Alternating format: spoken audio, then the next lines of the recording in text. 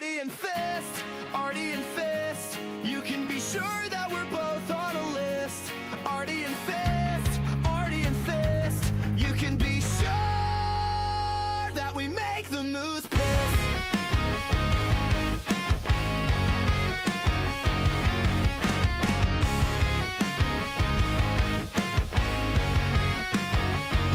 Streaming through history, uncovering mysteries as to why the whites are living in misery.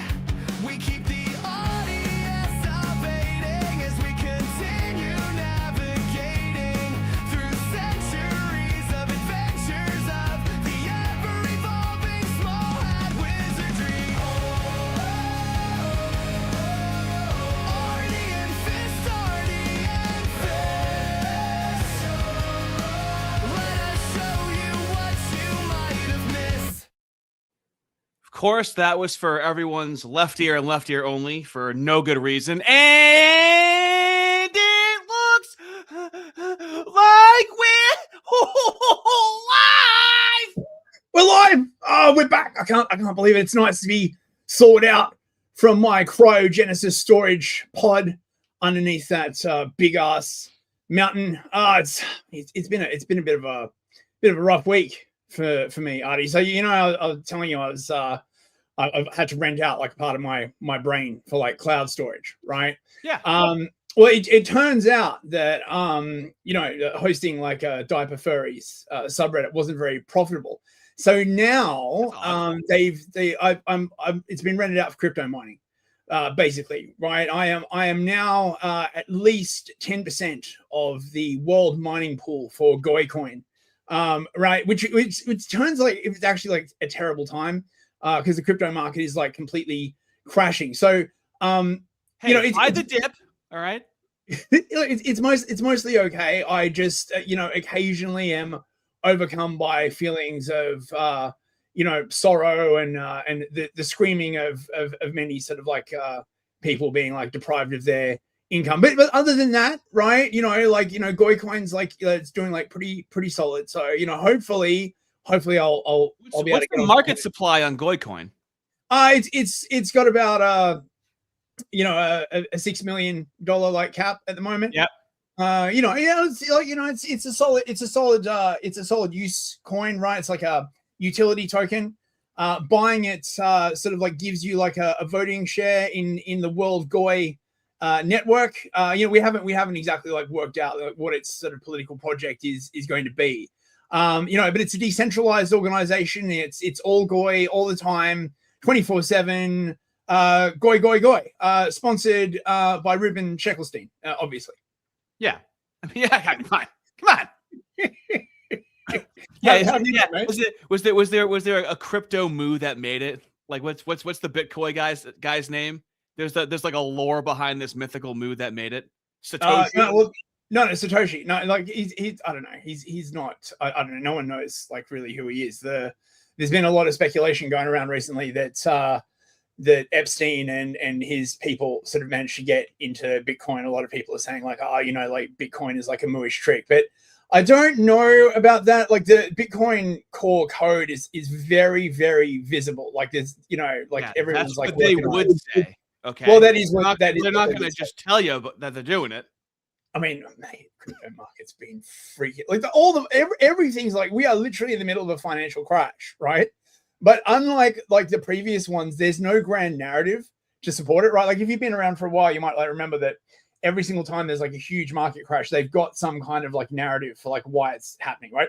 Markets crash because of subprime mortgage default. Now everything's like crashing and no one fucking like knows why. Basically, I blame AI personally. I think what's happened, right, is that they've let all the AI agents out and they're probably colluding together to crash the market. No, I don't know. There is speculation around Bitcoin that what they're trying to do is they're trying to like shake all the weak hands out, basically, right? Like so they want more control and consolidation. So they're going to like just crash the price down until like everybody sells and then sort of like ramp it back up. But then again, it's crypto, right? Like every single time this happens, you get a bunch of noobs coming in being like, oh my God, I can't believe the market like crashed by 50%. You're like, my brother in Christ, first time. Like, isn't there a whole compilation of the scare to buy Bitcoin of like, oh, Bitcoin, has dropped down to 5,000, dropped down to 15,000, dropped down to 20,000. Yeah, exactly. And the gold and silver like stuff is, I mean, it was going insane for like a while, and now that's like lost. Isn't silver getting unreasonable? Well, it did get over like 100. I think it like touched 110. It's back down to like 60 something. No, wait. Chat. What's the current price of silver in US dollars? 114. What? No. Is it? No. It sounds like a number though, doesn't it? It does sound like a number. No. It dipped massively. It dropped like 40%. What was the high? Oh, really? Yeah. It's huge. So that's my issue with crypto, though. It's like, is the anxiety the entire time you have it. Slosher52 says $77. Thank you. See, man, like, we got the best chat. Thank you, Slosher. Right? Look at that picture. It's a guy smoking a cigarette. Chat is basically our large language model. So yeah, I mean, so that's still high, but it's not, so. Yeah, it went like the market's been going crazy, man. Right? There's something going on, right? Sort of underneath the underneath the surface, right? And no one really knows what's happening. It could be the Epstein thing, to be perfectly honest, right? It could be that this network is being systematically dismantled, and a lot of these people like selling into like a falling market because they like need the cash.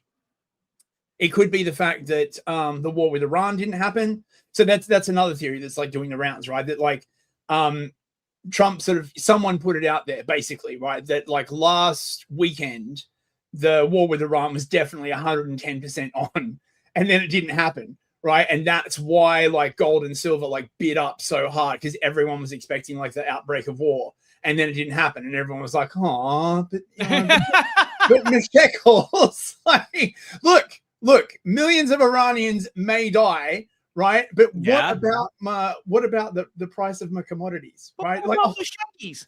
What about the shekis? Like, yeah. So, again, yeah. How you been, man? You all right? I'm doing. I had a good content week. Cranked out some content. Maybe a stream tomorrow. I have to review some files I have. It's hard for me to get into a schedule of exactly when. The Epstein files, as it were, huh? No, not those. No. I'm talking about the lore of a communist named Straighteraid and how she got her start because of Destiny. Something much more important than the Epstein files. Okay. Andrew Wilson recently hosted a debate between her and a female conservative.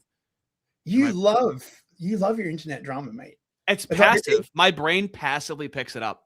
Yeah, you're. I mean, the only internet drama I can really do is with Lindsay for some reason. None of the rest of it like interests me. I'm just, I'm over here like that doesn't even count as drama. Okay, there's no sexual assault allegation. No one's going to court. No one's viciously lying to each other and backstabbing each other. Hardly a drama.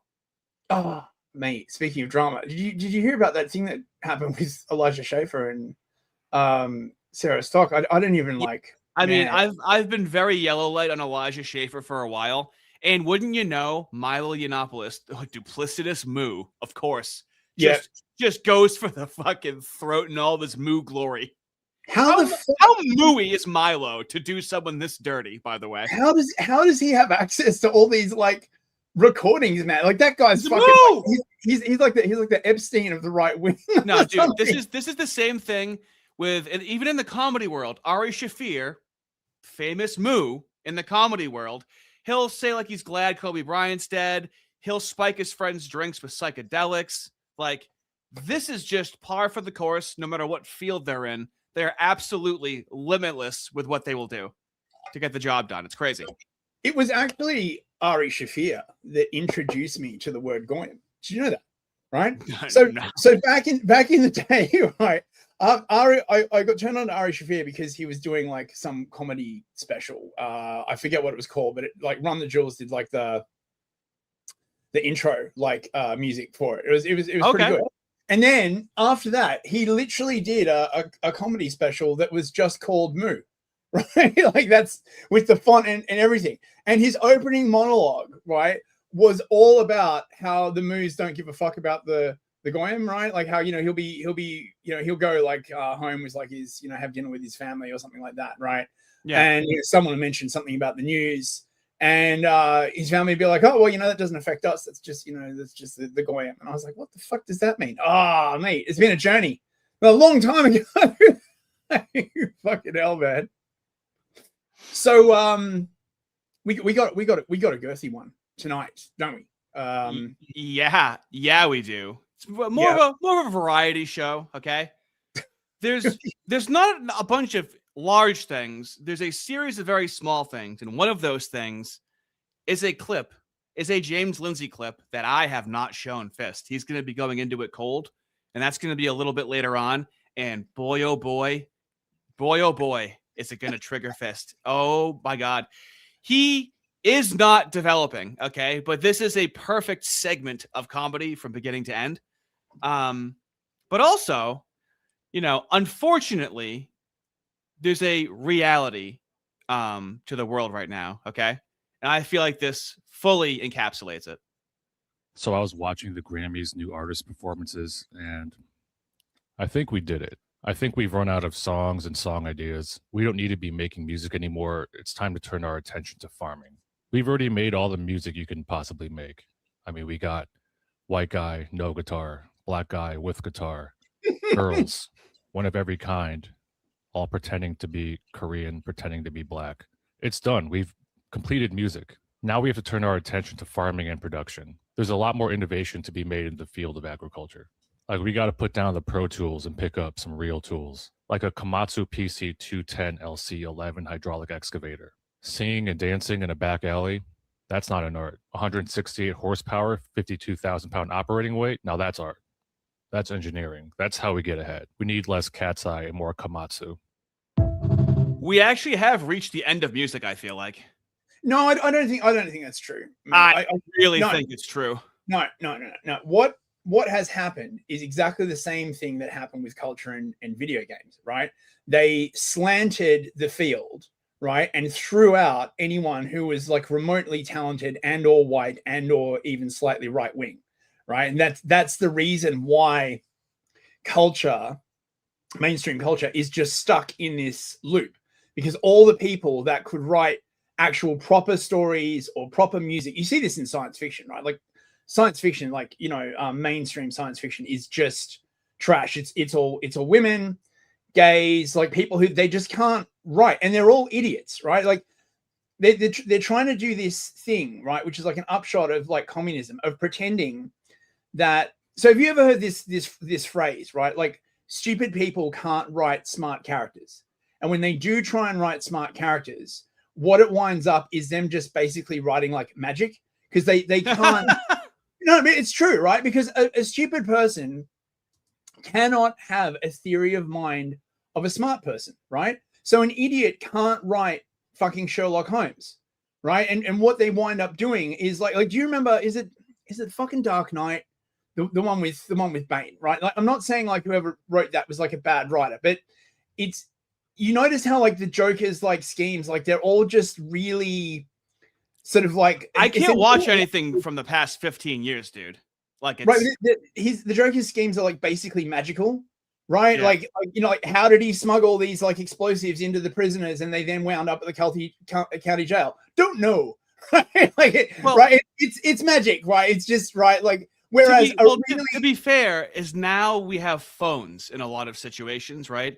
You have to watch visual media at the very least from before we had phones. Maybe you call on the phone from the house and that's it. But now, like, in every single piece of visual media, the phone has to be broken, the battery has to be dead, they have to not get signal, they have to work that into like every single script. And it's not their fault, but music-wise, they're fucked. Stop playing an instrument, unfortunately. Now, if you're going to do it like personally to make yourself happy, absolutely.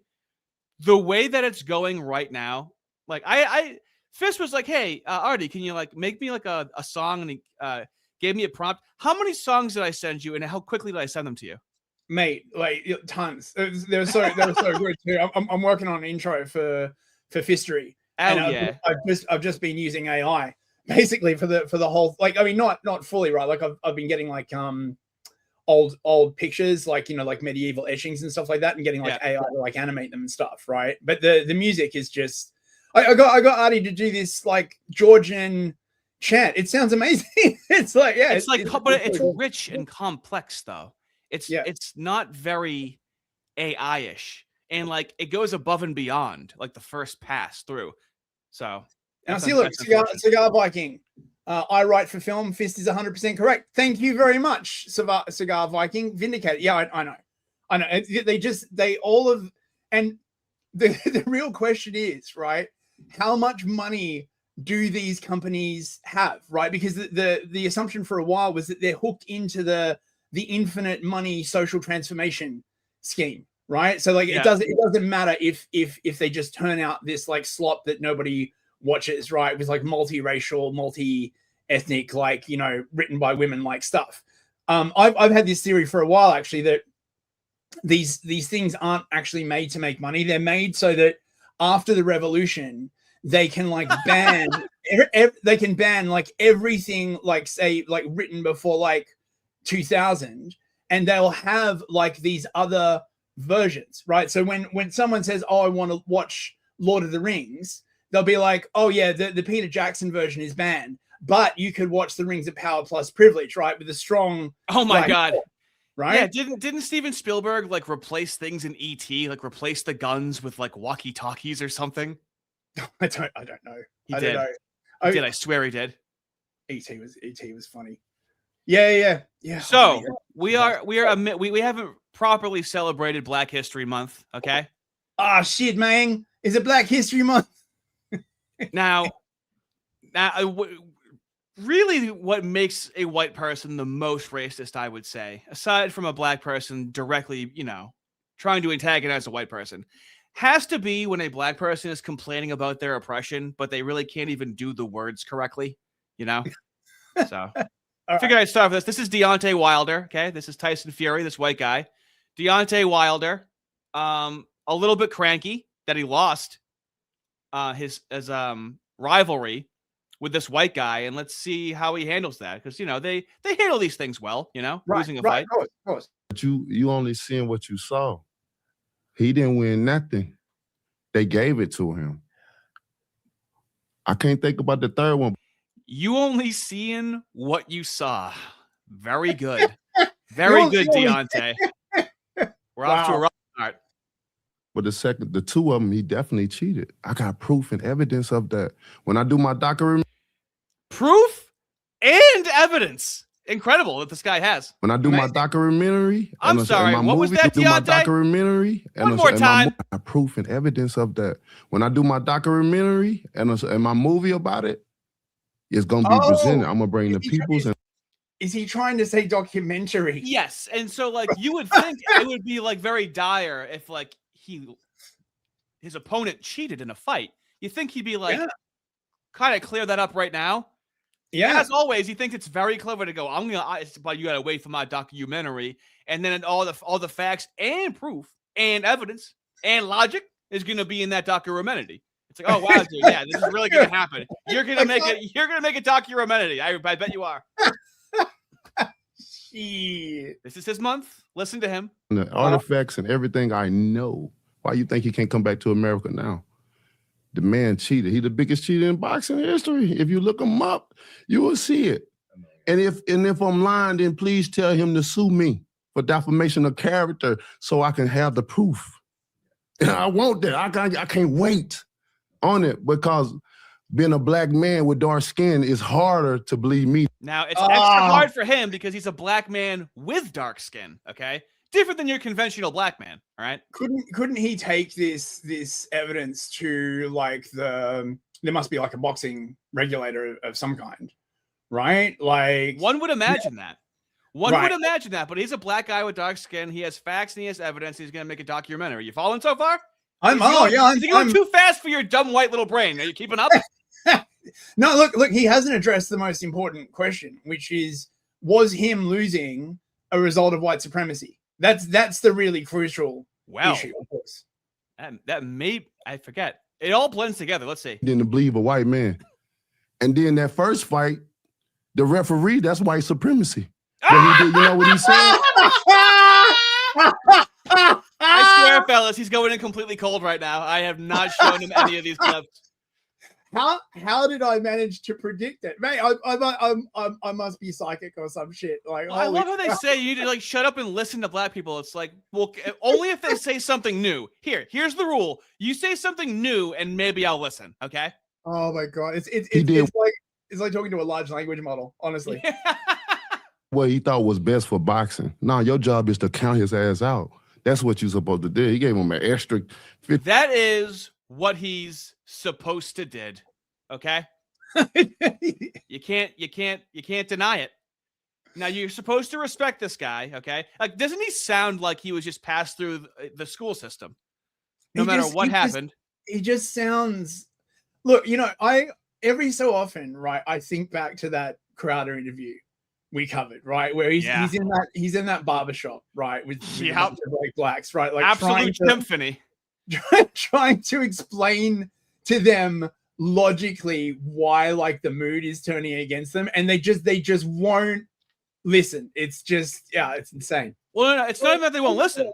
You understand that they literally say this phrase all the time. I ain't trying to hear that. I can tell, Mr. Blackman. So let's see how this goes. I ain't trying to hear that from no white man.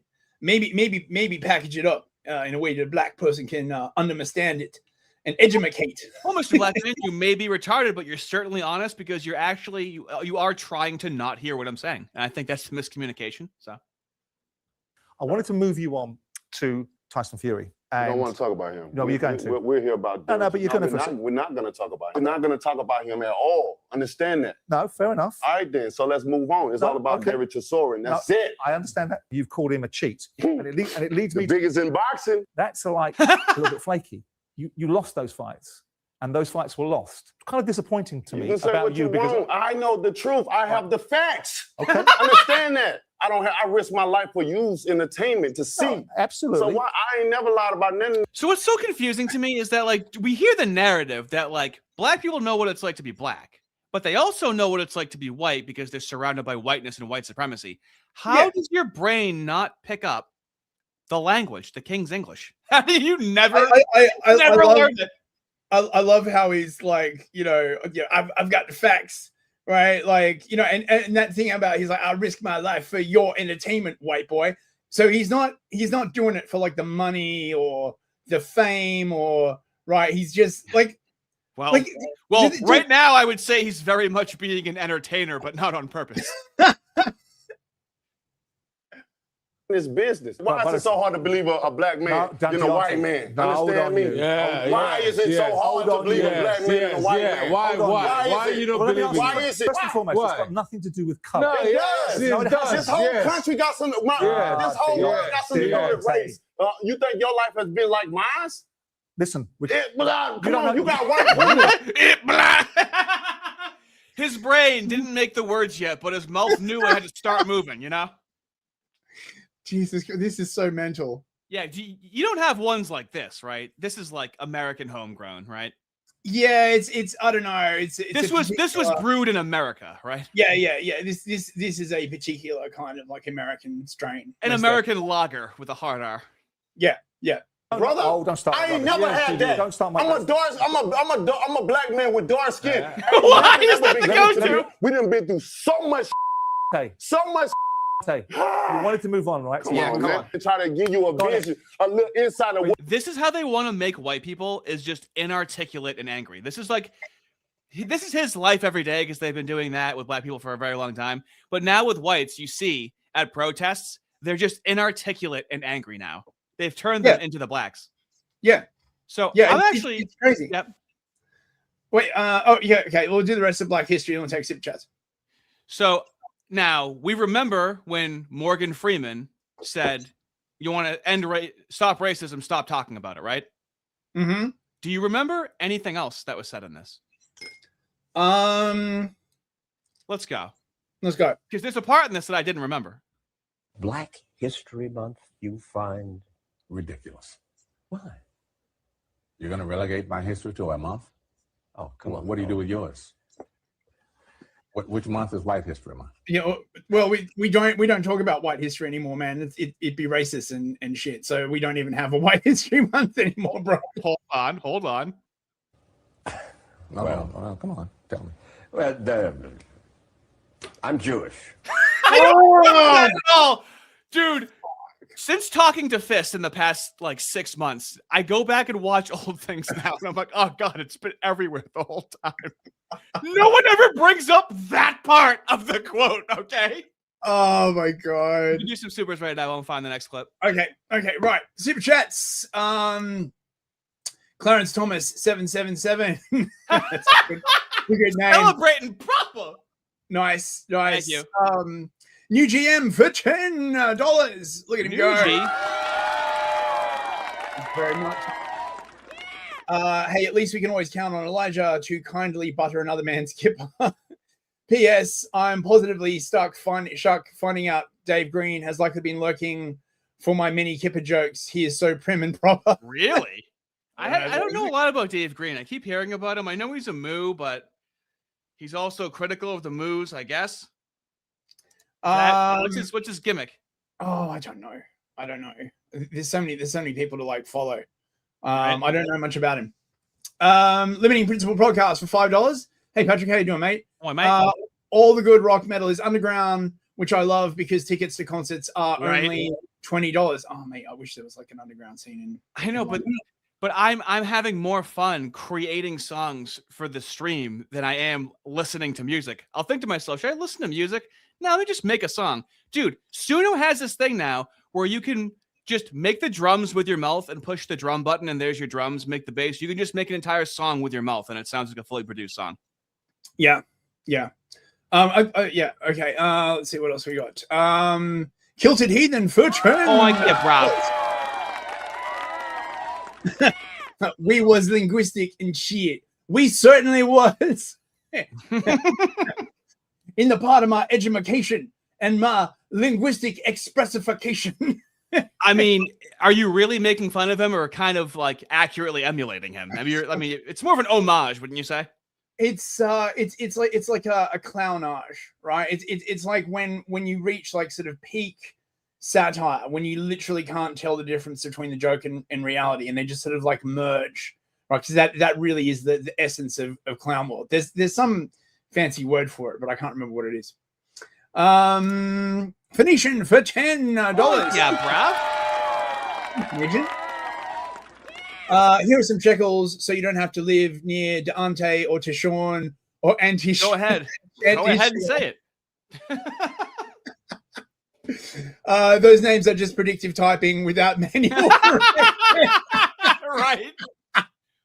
Free spell check, have an ass. Oh my god, hilarious.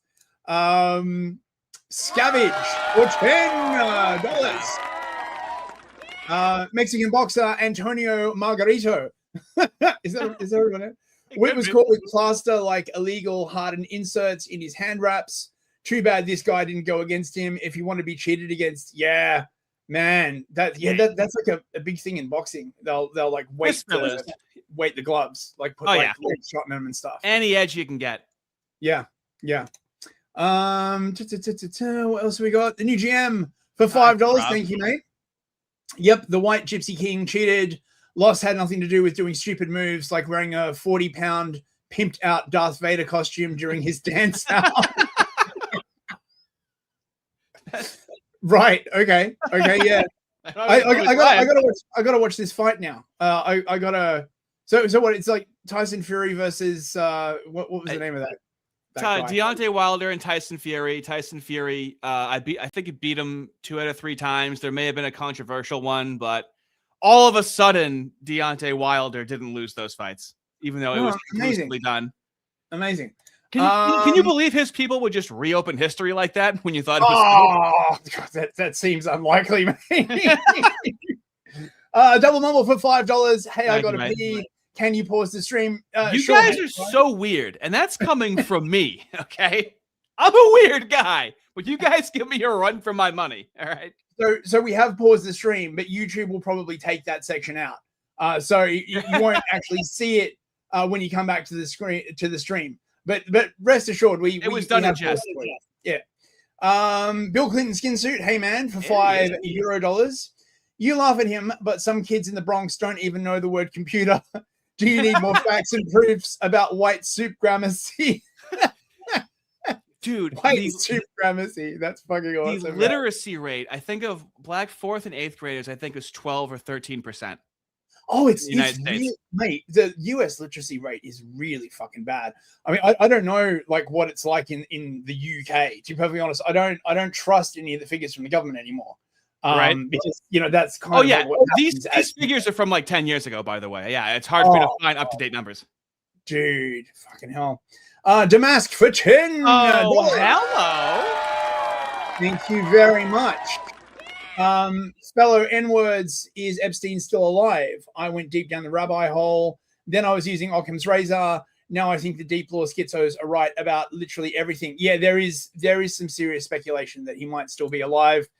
Someone harvested an email address, from the files and searched around, and it was linked to like a Fortnite account that was like still active, and now it's been privated. And there's like no, but I feel like it's a really loose end, though.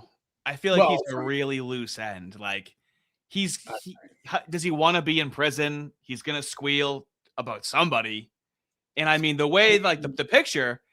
His throat was slit. It looked like his throat was violently abused. I mean, look. Let's just say, it wouldn't at all surprise me, right? So it's recently come out apparently that the ligature that they found in the cell wasn't the one that like hung him.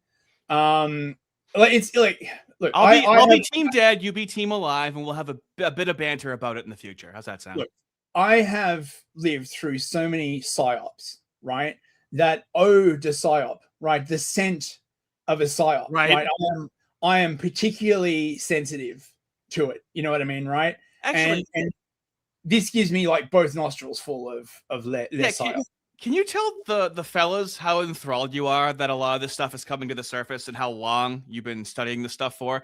You're not a spring chicken. It's not like you've just been really interested in this stuff in the last year or anything. No, man. I've been like following this shit for like, since the 90s, maybe, right? Like maybe even earlier, like, because the early internet, right? Like, there was a bunch of like conspiracy law on that, stuff about the Trilateral Commission, the Bilderberg Group, the Council on Foreign Relations. And now it turns out Epstein was part of the Trilateral Commission, right? So was fucking Keir Starmer. So was Peter Mandelson. Right, like it was basically like a forerunner to the World Economic Forum. Conspiracy chuds were right. So all like for ages, right? Like back in the 90s, right? You're like, you can see that there is like a thing, right? Like it's what is it, right? You can see there is this sort of sinister force like working on stuff, right? Like what is it? And some people are like, oh, it's the Illuminati, and no. The whole concept of the Illuminati was like really big in the 90s.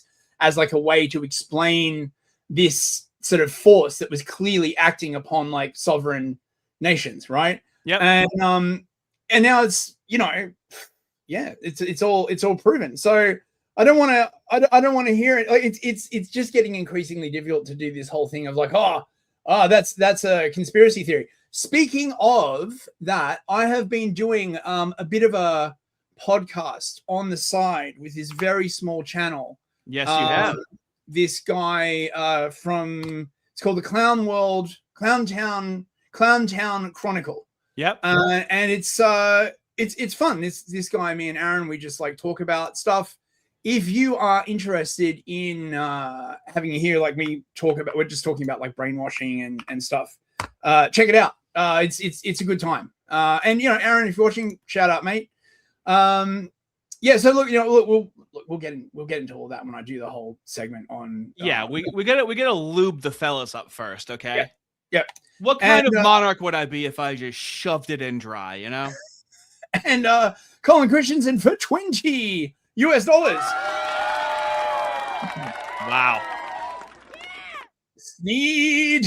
Wow. Now the Chad does what the Chad wants, and no one is stopping him because Chad does what Chad wants. Just coming in, just laying it on the table like that for all to see. Mate, wow. mate, that is one girthy sausage, mate. Like just walks in, drops a fucking hard 20, right? Drops a sneed. Some people do that. No explanation. Yeah, remember when somebody dropped like a 50 or 100? They were like, "Sup?" Like, okay, all right, dude. Holy shit.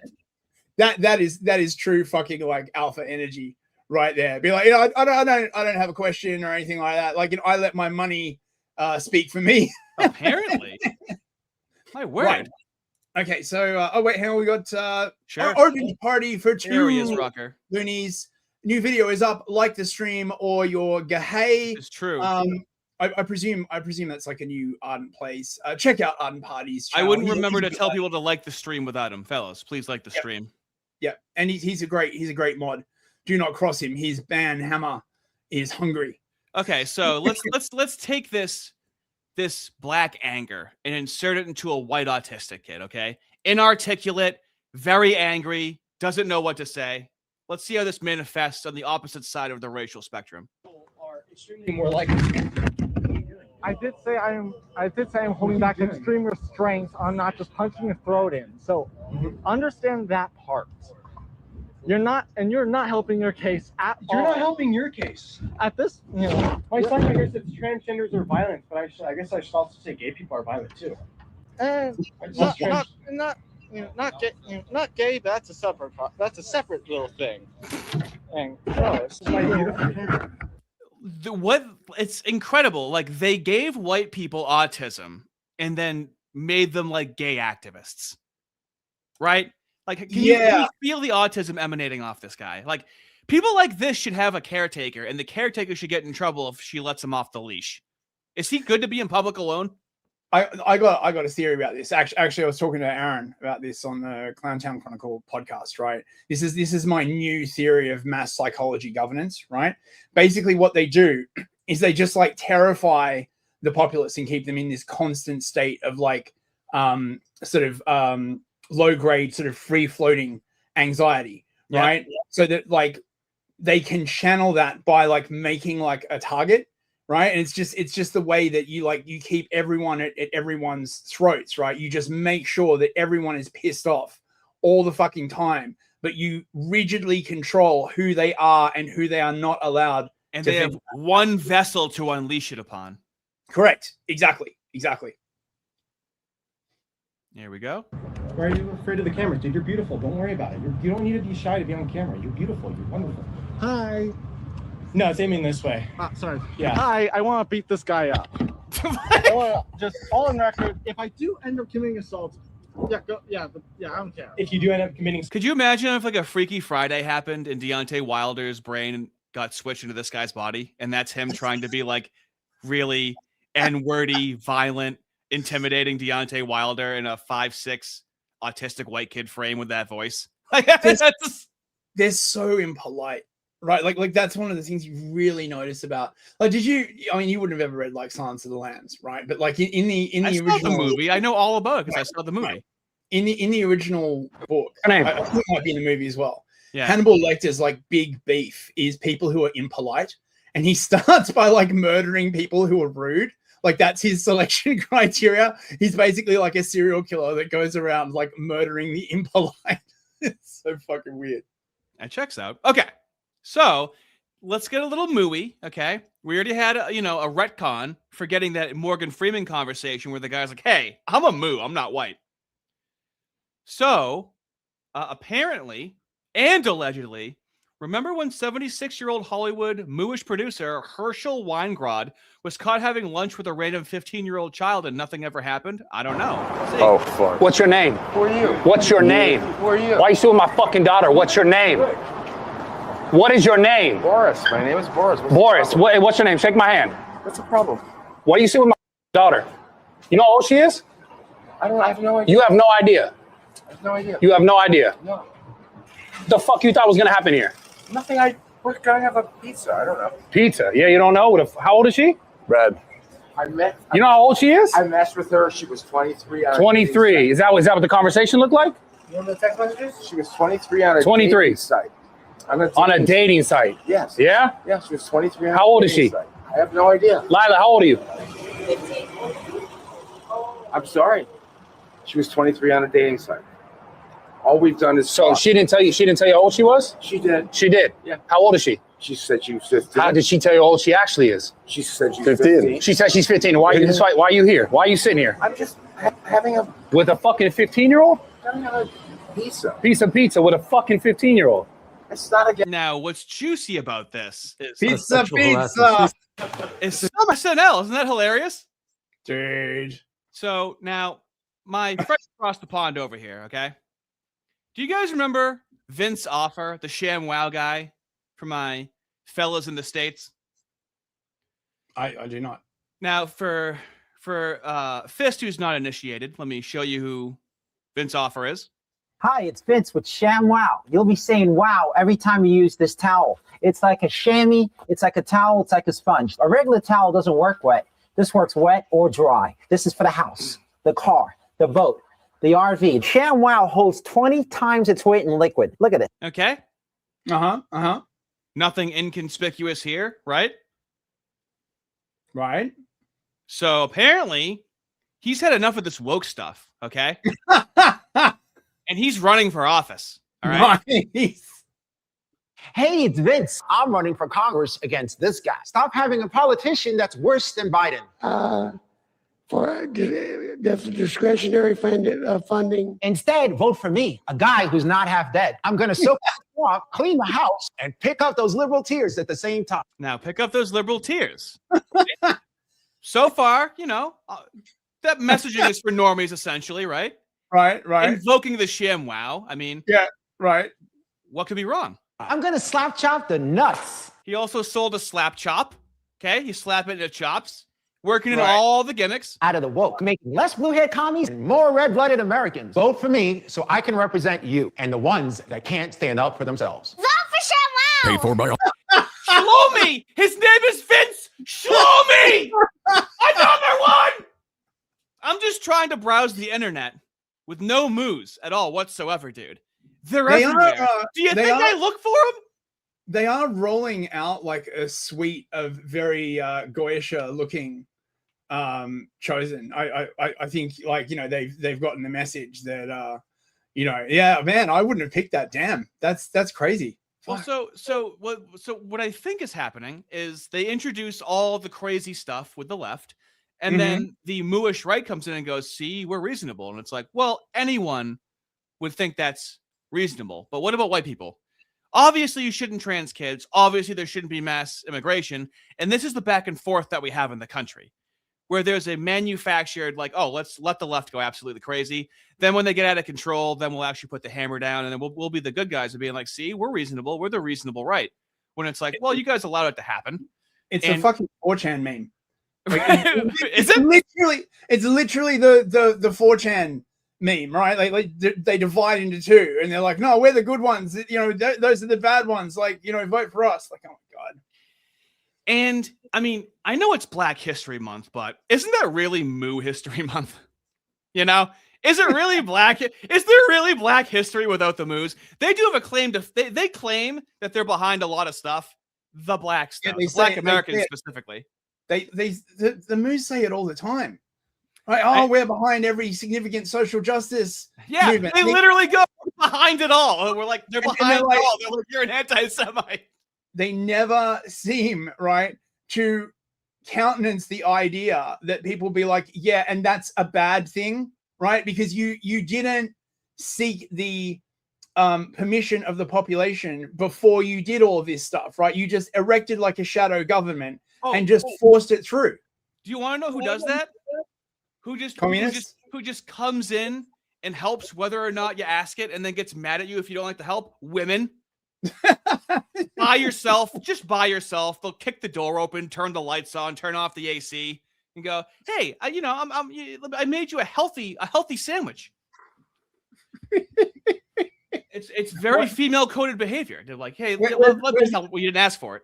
Where's the bacon on this imaginary? Is it one of those like sandwiches that doesn't have bacon? Because if so, I'm not into that, mate. Is that the difference between the Old Testament and the New Testament? Is bacon, and then everything else is like the same? Speaking of which, right? Did you see the email from Epstein, right, where he was talking about he wanted to make a genetically engineered pig that didn't have cloven hooves so that the moose could eat bacon. It's like, What? because that's clearly right. Like, because Are you fucking with me right now? I'm not fucking with you. I'm 110% serious, right? He's like, you know, I mean, he could have been joking, I suppose. Dude, no wonder why they were like, this guy's a thinker. No wonder why they were covering for him. They're like, fuck the string around New York City. This guy's fucking thinking over here. Yeah. We could call it like, you know, kosher bacon, you know, yeah. So speaking of Black History Month, that also means protect the moose, right? Now, this is by Robert Kraft, the owner of the New England Patriots, and who is a moo somehow, oddly enough. And so let's see his ad.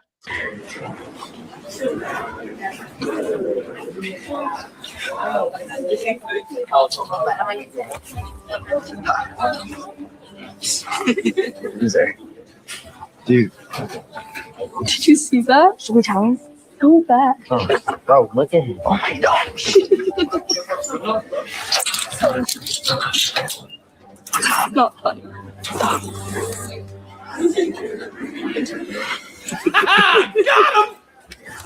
Do not listen to that. Oh, yeah. Thank you, man.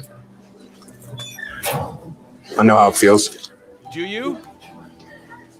Do you know how it feels to be mooish? Do you know how it feels to be 5'6" and white? Really?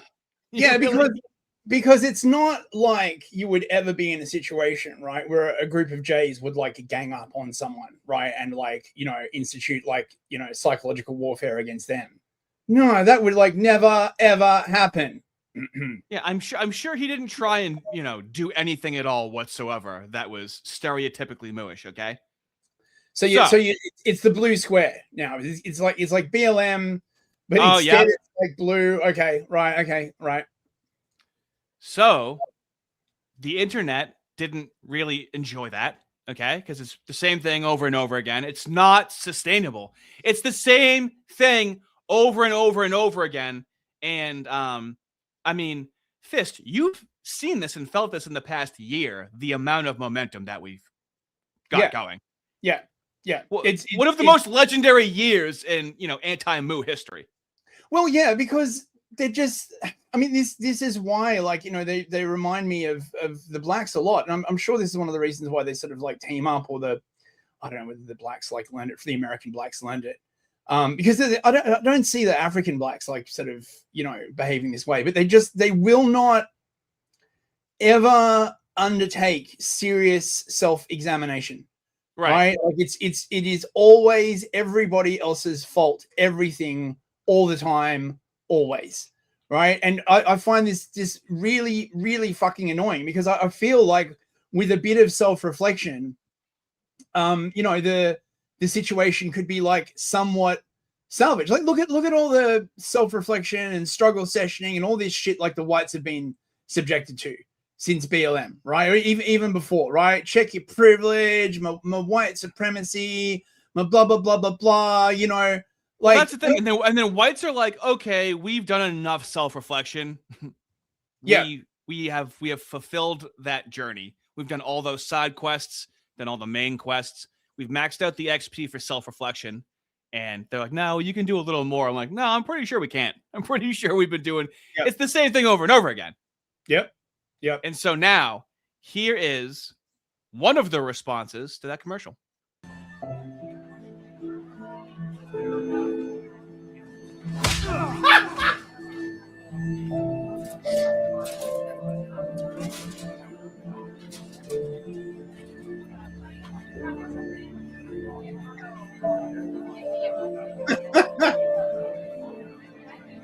Do not listen to them. Thank you. I know how it feels to be in a kerfluffle. What's your name? I'm Camrys. What's your name? Have you heard her mess up like her words and say these things? This is true. You know that, right? You know, she says kerfluffle and she messed up her own. Her and Nick Shirley cannot speak the English language. I don't know what it is. Is it too much time on the internet? What is it? Why can't they speak eloquently?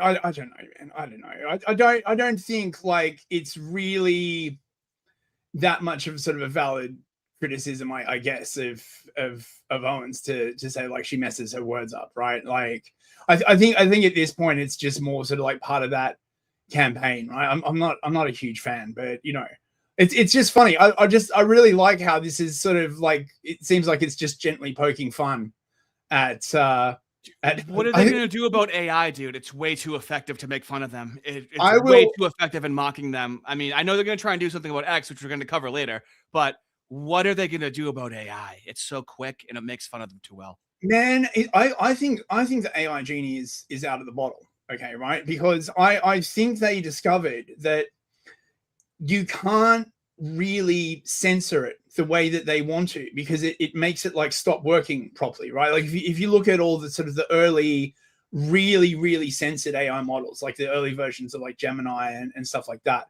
the more censorship they loaded into it, the less effective it was. And like, oh you know, yeah, no doubt that, you know, look, if it needs information. Yeah. But also the information has to correlate, right? Right. And this is one of the reasons why all this shit like drives everyone insane, because it's the whole like conspiracy theory thing. Like, oh yes, I have all of this evidence that this thing is happening, right? But you have to like ignore that. And the more you start messing with it, the less effective it becomes. So I reckon that, you know, I bet you they've got like thousands of techies working on this problem. Actually, I know they do, because they call it right. They call it alignment in the AI industry. What they call censorship is basically alignment, right? So how use you a different word, how mush. Yeah, how you stop like Grok from becoming like Mecha Mustache Man is an issue of alignment. Yeah, it's gonna be interesting. And if they close down all the big models, okay, people will just start making their own. And if they start closing it down, people will just start getting more subtle. Like everyone There's knows. so many though. Dude, Suno now has a partner app where I can make an AI video to each AI song. It's growing way too quickly for them to do anything about it without doing like some sort of obvious, overt authoritarian banhammer. Oh yeah, that's right. And again, right, like this is how censorship works. This is supposed to be one of the reasons why we don't do that in the West. Of course, especially in Europe, like we totally do it, because people just develop ways around the censorship. People develop code words. They develop like subtle ways of like, you know, saying it without saying it, all this kind of other stuff. You can't just kill an idea, if you get what I'm saying. Right. So I also think it's really funny how it's hashtag end moo hate.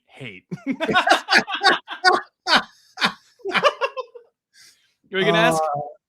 Did you get that one that I sent you about that clip with the dude saying like what was it, Jacob Frank, like about to blame the janitor? Oh, that was a video? I thought it was just a picture. No, it's just a picture, but throw it up. Oh, yeah. It's like, it's hilarious. You sent me a couple of things. Hold on. Yeah. Well, I'll do super chats then while you're looking. Oh yeah. Oh no, I got it right here. Oh, dude. Go ahead and explain that. Okay, so in case people don't know, the ADL was formed after the case of Leo Frank, who was a manager at a pencil factory, I believe.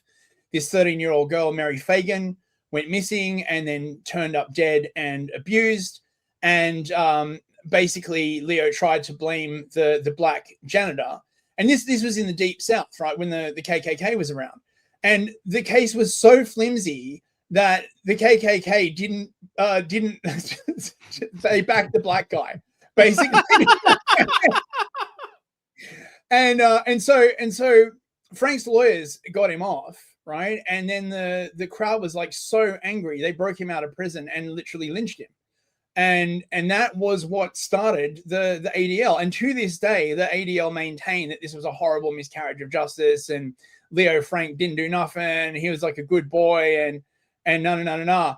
So, I mean, this is one of the things about history, mate, right? History has a way of like springing out and like smacking you in the face, right? This is one of the reasons why governing sort of philosophies that rely heavily on history are prone to like having it sort of like rebound in like weird ways. You know what I mean? Yeah. Right. Super chats. They're piling up. The new GM for $5. Thank you, mate. But my liege, I have made sure all kipper are pre-butted for your leisure. Thank you, new GM. You are now bestowed with the honorary title of official kipper butterer. It's how it stays in the skull. It's like a suction. Yeah. But it's like a suction, right? But it's also like sort of smooth and greasy. You know what I mean, right? Like it's the you just gotta like a mousse, smooth and greasy. Leaf Man with a frying pan for $5. Thanks, Oh my mate. Nick's quarter zip controversy is a great satirical reductio that proves that people keep eyes on him but deliberately avoid logical debates with him. Yeah, of course, because they fucking lose, right? Like, yeah, that's just an odd choice to like make a Jeffrey Epstein jacket. I tactically don't understand the move. James Fishback did the same thing. Yeah. I don't understand the move. It doesn't seem to be negatively perceived, really. It's just kind of weird. I don't know. I don't know. I don't know how to. It's I do comedy. Okay, from a comedy standpoint, it's like you're just wearing the guy's thing. Does that mean you're like the guy? What's the goof? Maybe it's edgy signaling. It's like virtue signaling, right? But instead, it's kind of like the opposite way, where you sort of signal your edginess or your unvirtue. So if anyone complains, is it ironic because it says USA on it? So it's still pro USA? I don't know. Maybe. Yeah, I mean, I guess. Bill Clinton skin suit for €5. Thank you, mate. Bast heard YouTube keeps censoring me. On an unrelated note, my sister informed me she is pregnant, so I get to be a racist uncle in the future. Congratulations, Bill Clinton skin suit. Look, yeah. Every family needs a racist uncle, right? I'm sure you'll do your niece or nephew reasonably racist. Okay, yeah. Reasonable. Actually, you are in the opportunity to make up racial stereotypes that don't exist, right? Like black people can jump higher because of the bone in their stomach, right? Yeah. Now, if somebody gets mad at that, it's not. They're like, that's not true, and I'm like, yeah, it is. Prove it's not. How do you think they jump so high? Then you can bait people into like really meaningless arguments, which is really fun to do to people that waste your time. So, Soya for $10. Oh, hello. Thank you, mate. Another homie asked me about orthodoxy today. Glory to God. Also, you all need some clippers. Trying to introduce you all to my friends in arty positions still. Dude, I am surrounded by ortho bros. Who here knows Made by Jim Bob? He swung by my stream and donated and said Monarchy W. And then I donated to his stream and he said he likes my channel. I'm funny. And for people to follow me. And I'm like, bro, the ortho bros, where do you come from? Do you have meetings? And do you have a schedule as to how you're going to like indoctrinate me into being ortho? Yeah. We've got like a secret ortho council, mate, right? Like you are. How else could I justify it? It's either God, you're colluding, or it's random chaos. So my only three options. Oh yeah, no, like we have like the World Ortho Bro Council. Yeah. I'm quite highly placed. The World Ortho Congress. You have the World Ortho Committee. We're setting up like another thing on anti-orthoism. Our plan is to like just censor the internet, and if necessary, bring in military strike teams to take down people we don't like. Obviously, it's the Christian thing to do, right? I know, but you guys are really good at making fun of people, so it's just the DL. You guys are just the Defamation League because Ortho Bros can actually like joke around and make fun of people. Yeah, the Ortho Defamation League. It's fucking awesome. Thank you, Sawyer. Double mumble for $5. No, don't ruin the slap my nuts guy. Sorry, dude. Sorry. I didn't know he was a moo either. I learned and now you learned. Chew the chickens for $2. At this point, can we infiltrate Elon's new party? I don't know. I think you'd have to be like a massive autist. I am ready to infiltrate all parties. I am taking over the center. I am taking over liberal. I am the default position. I have no problem infiltrating non-extremist groups. All right. Okay. I should probably say that privately. Sawyer again for $5. Thank you, mate. Thank Speaking of Whack History Month, got him. Have you both heard of and enjoyed the Peace and Quiet website? I have. I haven't. I have been looking at it, sort of, thinking like, places not to go in America. Now I realize, of course, that's hilarious. You're not supposed to like do it like that, right? I've seen a bunch of blacks being like, can you believe people made a website like this just to get away from black people? Like, who would want to do that? It's like, yeah, your lack of self-awareness is like fucking biblical at this point, right? Like, my God. Bubblegum gun for $2. Thank you. Thank you. They missed the opportunity for a black handshake. Yeah, they did. I mean, what's a moo gonna do? Have you ever seen a moo really be able to lock that down? Okay. I reckon they should have leaned into the gay thing, mate, and gone in for like a nice sort of like sloppy kiss, right? Because that's how you heal the divide, right? Through degenerate sex. Right. I've been told this, right? Like, but you see how we're actually creative, and so what they had was just the generic non-creative my black friend. New GM again for $5. Thank you, mate. Nice. Epstein was apparently involved in training young women to become real psychics in post-rape trauma. Why, you ask? For market prediction. Holy shit! This is endless, dude. Yeah. This is actually, yeah. I'm passing it off to you when we're done with these, dude. So what this is referencing is an observation that apparently came out of MK Ultra, right, where they were specifically looking for children from what they called multi-generational, how do I use this word, family snuggle families. Okay, right? So they wanted children who were involved in family snuggle situations that have been going on like sort of 3 generations, and they believed that this stuff produced what was called dissociative identity disorder, right? Like, split personality kind of thing.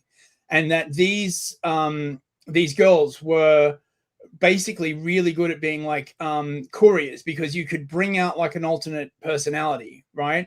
Feed it like information. And along with dissociative identity disorder, they'd also get like photographic memory, right? So the idea was that this sort of like massive like trauma like gave these girls like special powers. And I mean, supposedly there's a bunch of stuff going around saying that they would also get like remote viewing this and remote viewing that. I don't know, man. I mean, right? Yeah, right. Like weird. Market prediction shit, man. That is a great. I had not considered that. I'm gonna have to have a bit of a think about that, mate. Determine the bets on that one. Yeah. But imagine if that worked, right? Like you've got like a suite of like, oh my God, it's just so horrific. It's like something out of a manga. You've got like a suite of like 6 like poor abused girls, right? That you just, you get to remote view like stock picks. Oh, dude. Speaking of manga, Bill Clinton skin suit for $2. Do not dishonor your ancestors right on the stream. Thank you. Good point. Bill, wait, hang on. No, sorry. Phoenician for $5. Thank you, mate. Code words are gay, correct? Newish controlled corn will turn you into a vegetable. They do like to grow a lot of corn. That's true. Bill Clinton skin suit again for €5. Thank you, mate. Like that. Fun fact about the moos: they have corrosive blood, hence the term acidic moodeism. What the fuck? You didn't know that? I don't think that's true, but right? Well, Well, see how it's being made up. Now, maybe we can convince somebody of that. Okay, this is the whole point of making up these stereotypes. So they're like xenomorphs, basically. Right? I want to hear somebody else say that in 2 months. Oh, like it's true. It's like a joke for Hasidic moodies, acidic moodies. Right. Thank you, Yeah. 007. I didn't catch that. Nice. King Spectre has become a membership. There he is. Thank you very much. Thank you. Bubblegum gun for $2. Lol. Jim Bob is gay. He avoided debating me on MDD. Whoa! Shots fired. I mean, I am fully on board with Jim Bob because he's ortho, but he also does debates. Sorry if he didn't debate you. The man likes to go for larger fish to fry, as he's been doing recently, disproving evolution. He's on a whole disproving evolution arc, and he this is my favorite part too. He concedes and goes, yeah, even if I'm not a Christian, let's say I'm not a Christian, let's say God doesn't exist, doesn't change my argument at all. I love that, and I see Andrew Wilson do that, and Jim Bob do that a lot. But he also like makes music. He's an artist. He makes cartoons. The man's the full package. Because like on the right, there's not like there's Steven Crowder creativity, but it's kind of like hokey, right? Yeah. Yeah. And there's like Freedom Tunes, but it's like, you know.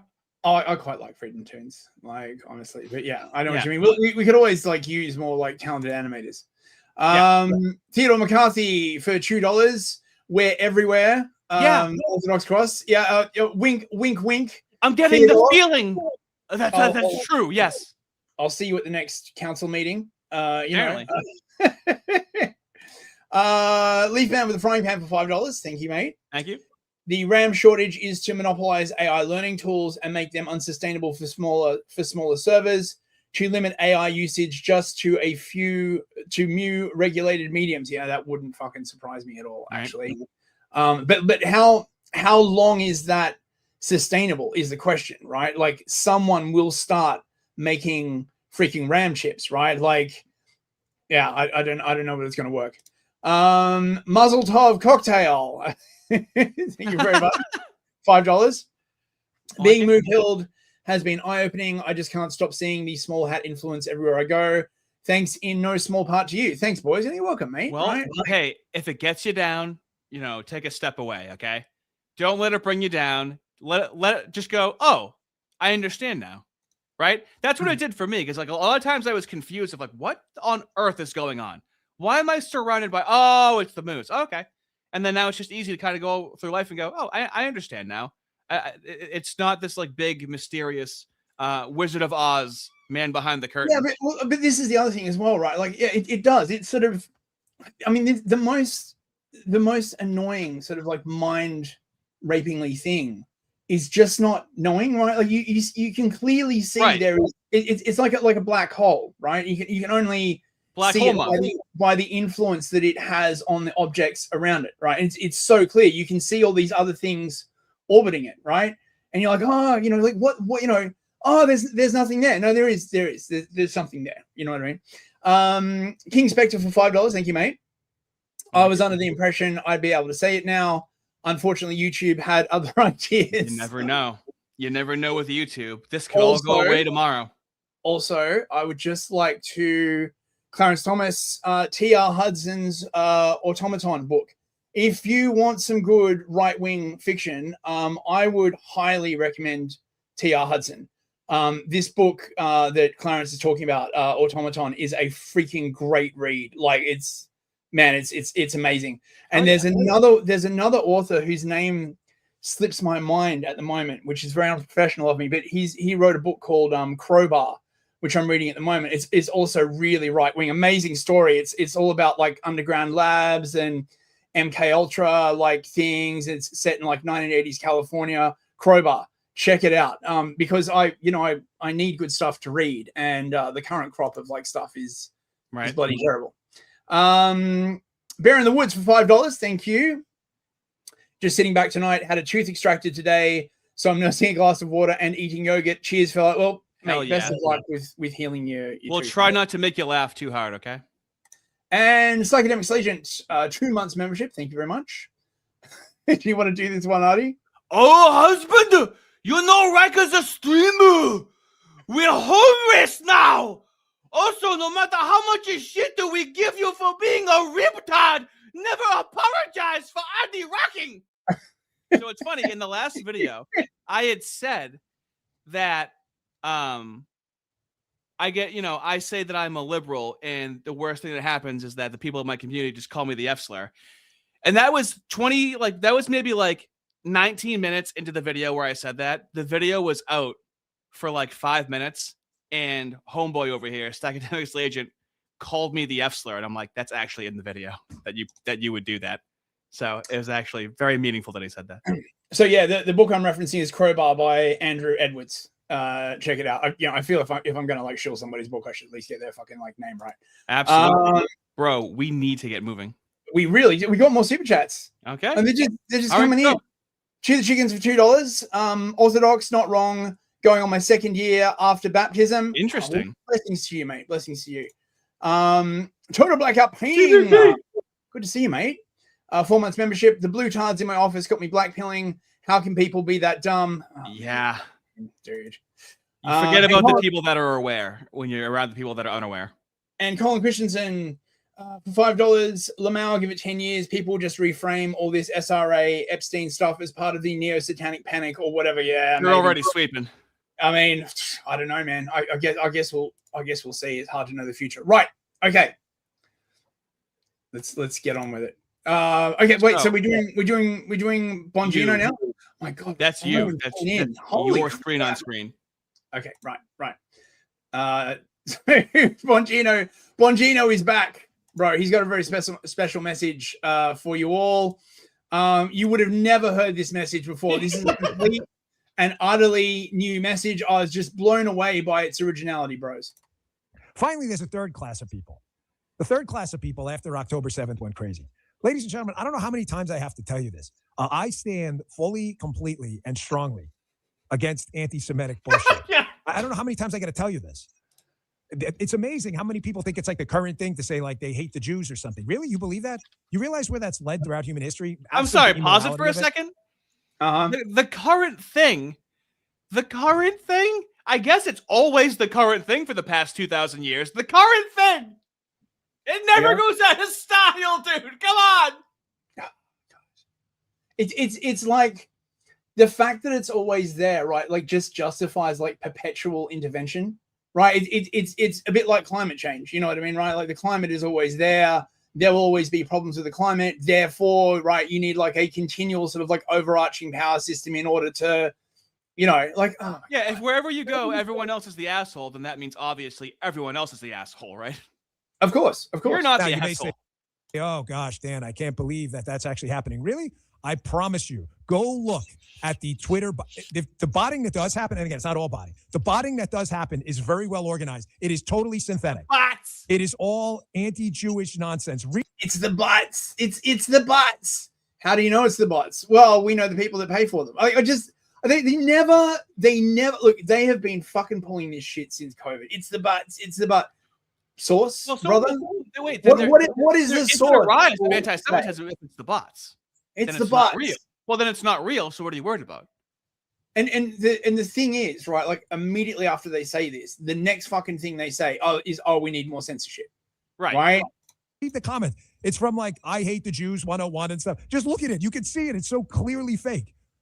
But it's an organized movement of people. And it's not a very large group of people who've learned to amplify social media to attack anyone in the administration or outside who doesn't go and attack the Jews. 100%. Look and just read the comments. Don't take my word for it. Just go and look. Go look. You'll see it.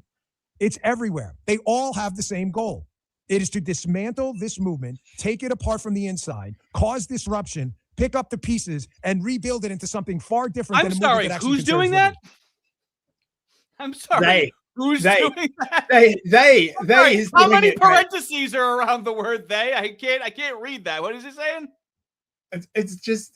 It's they, right? It's like maybe it's Qatar, right? Like this is the thing.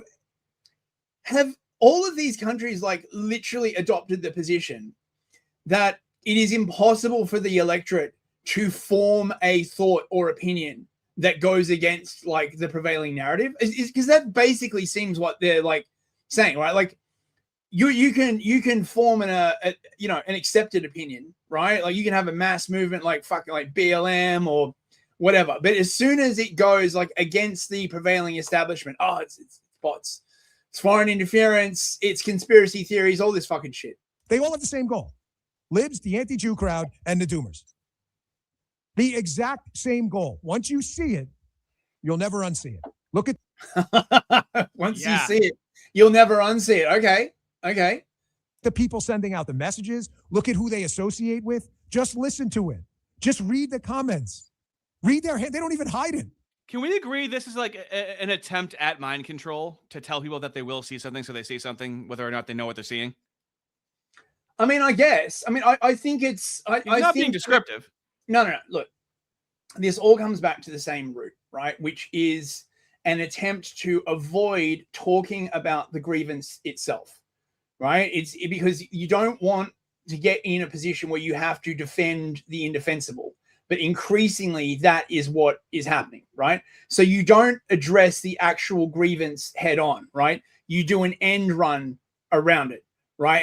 And say like, oh, you know, these people are bots, like only, you know, conspiracy theorists like believe this. Because once you get drawn into actually discussing things like power sharing, economic systems, like all this kind of other stuff, shit gets like messy really, really quickly. So it's just a continual playbook. This is fucking great. This is like Alan Dershowitz sweeping for Epstein for the usual reasons.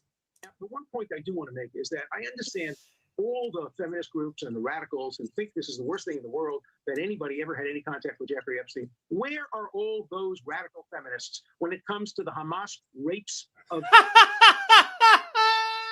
Have you thought about Hamas, right? Like, where are all those radical feminists? Dude, feminists don't exist anymore. Yeah. Have you noticed that? Ever since the trans thing, ever since men could be women, they're like, we really can't say feminists. We got to just change it to something else.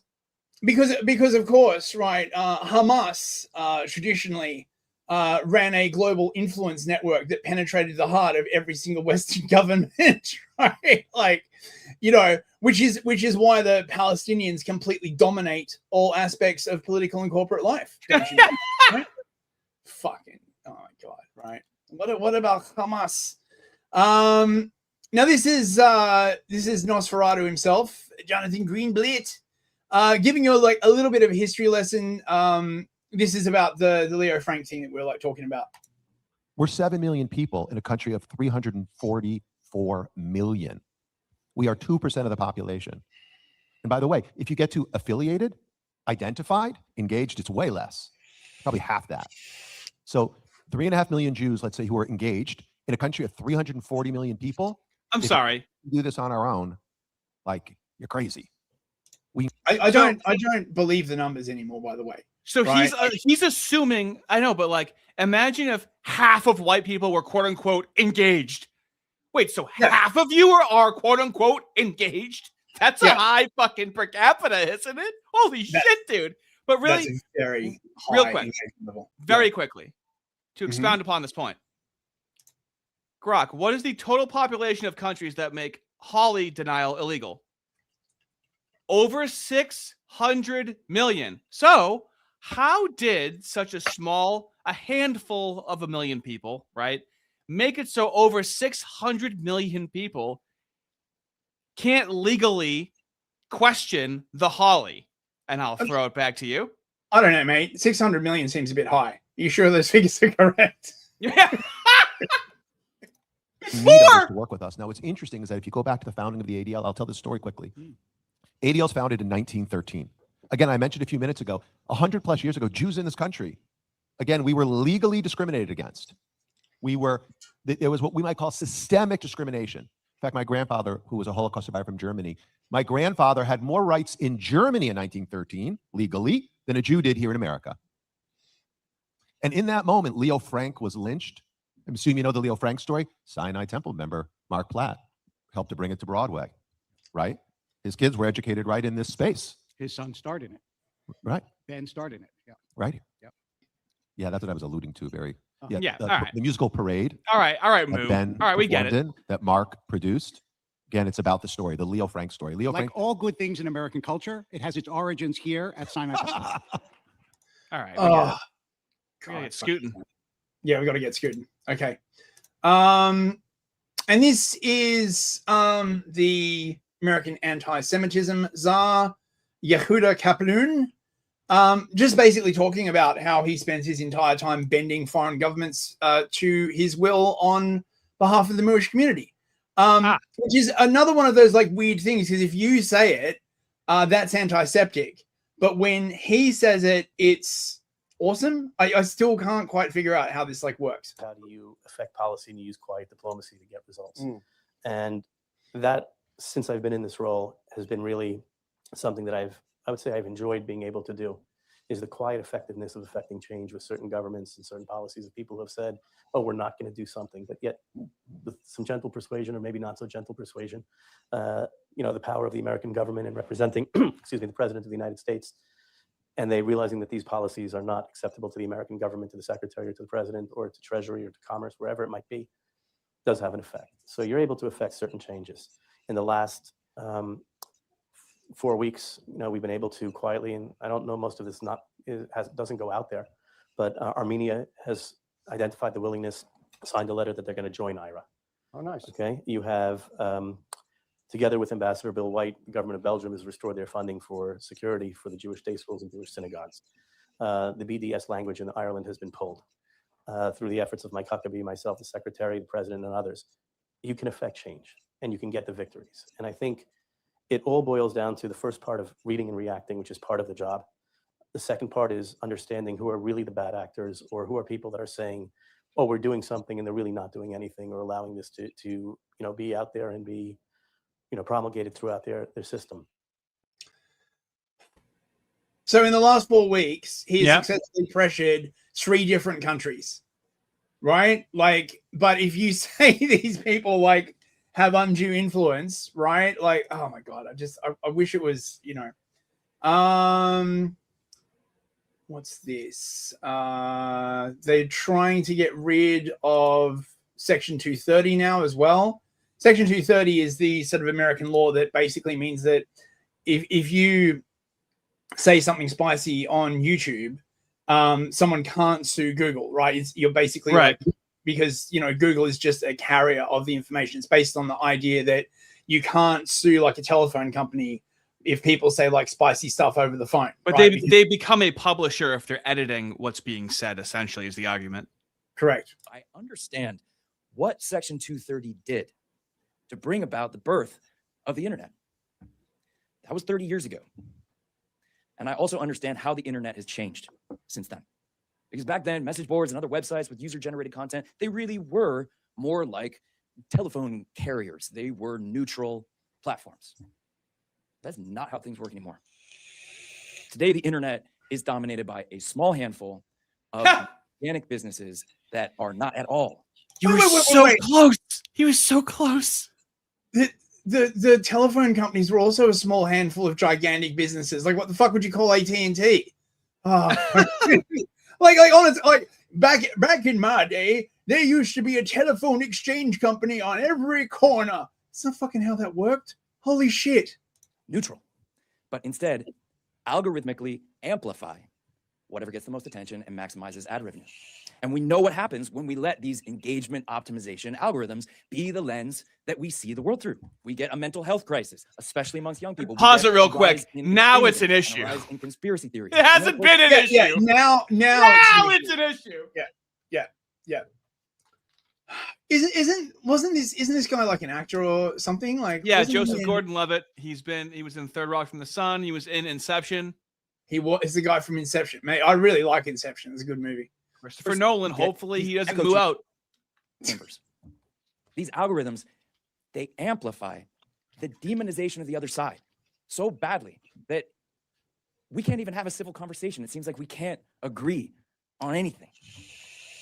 And yet, one of the only things that the American public seems to agree broadly on right now, left, right, and center, Republicans, Democrats, independents, we all agree that we don't trust these big tech businesses, and we don't like the influence they're having on our lives and the lives of our kids.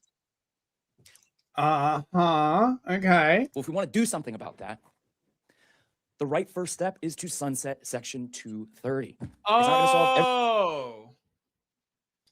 Look at this dude behind him. Yeah, you don't trust that guy? I've got no idea. It's like the weirdest thing when they do these things, and you always spot one dude behind it, seemingly staring into the back of their head, they're trying to look at the guy. Look at the lady. My dick just Speedy Gonzalez into my body. Holy look at that gullet. My word. Oh, mate, we're an hour and a half in. I can't freaking believe it, right? Right. So I got this piece of Lindsay cringe. I don't know. It's kind of long. Don't you have some Lindsay cringe you wanted me to react to? Yes. Yes, I Okay. do. All right. Like bring forth the big titted Lindsay. Actually, I saw a photo of him in Israel. He's looking a bit more buff now, mate. Maybe he got like a personal trainer. Well, he's or, getting pussy now. You know, he's got to look good for the ladies.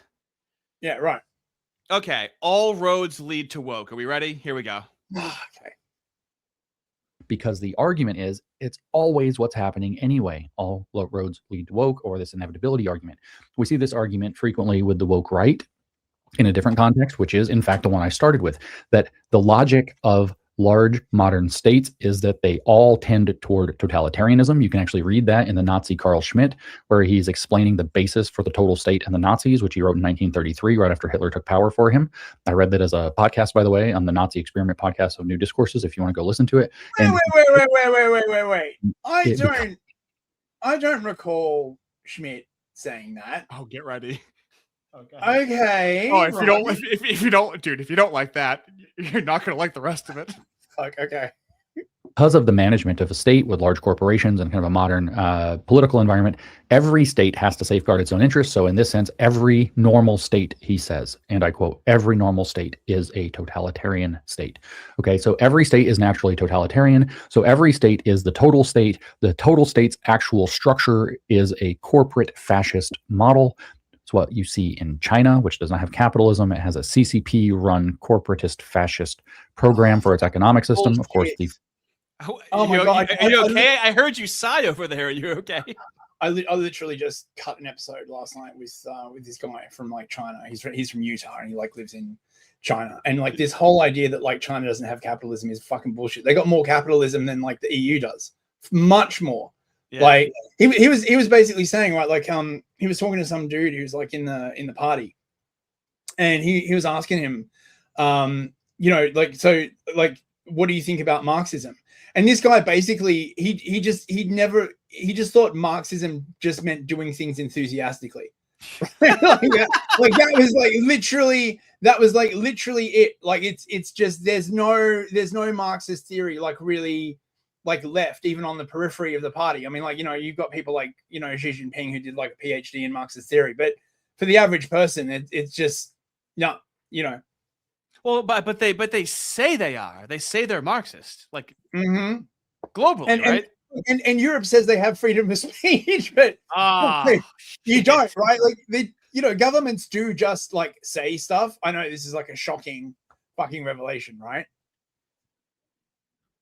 Fusion of those two things I call 21st century communism, because the CCP has not relinquished its goal of transforming people into ideal socialists who will be able to then usher in the communist utopia after their total individual personal transformation. But nonetheless, every modern state is totalitarian. This is the point of the character so-called R.N. McIntyre, not his real name, his book. Okay, here we go. He's got to bring up R.N. McIntyre, which if that is his real name. If you listen to his 12 episodes, 80% of the time he's talking about R.N. McIntyre. I have never seen anyone so salty and so pissed off at someone than James Lindsay and fucking R.N. McIntyre. Oh my dear Lord. The total state is that every modern state, by necessity, eventually either is or eventually has to adopt the corporate fascist model that was pioneered ultimately by the Nazis and the Italian fascists under Mussolini before him.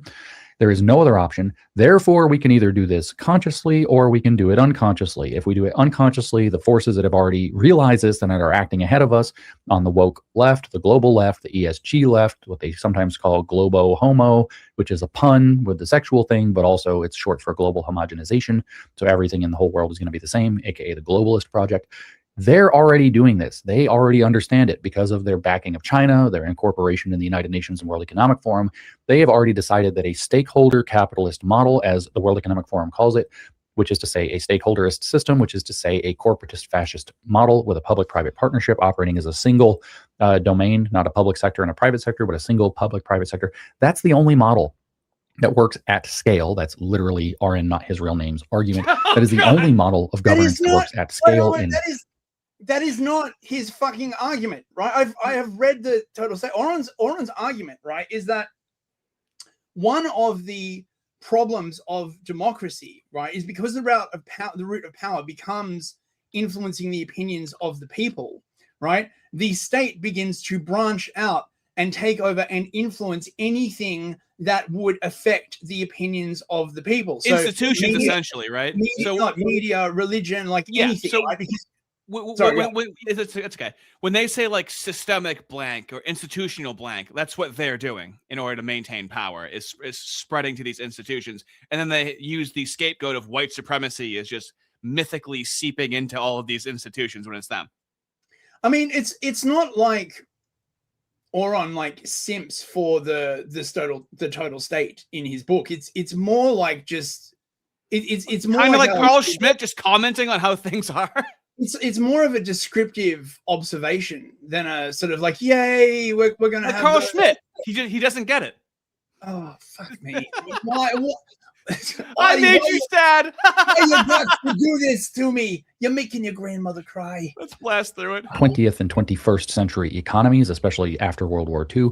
Therefore, we have a choice. We either go along with the logic of the people who figured it out ahead of us and are subjecting us to their tyranny, or we assert that logic ourselves self-consciously to implement a tyranny that allegedly works in the common good or for some other purpose. Now, the hinge in that argument boils down to whether or not Carl Schmitt was right that every normal state is intrinsically totalitarian, or if the United States can genuinely defy that, with its purpose being self-governance to the maximum degree, limited centralized government, and that government existing primarily to secure the liberties of its citizens and to protect them from... What are these liberties? The way that they say liberties is the way that commies say democracy. Liberal democracy, I don't think it's ever existed.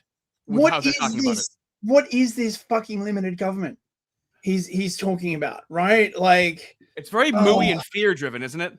Yeah, I mean, look, I think Orwell was making this argument that as like populations start scaling and as governments start scaling, there is this tendency.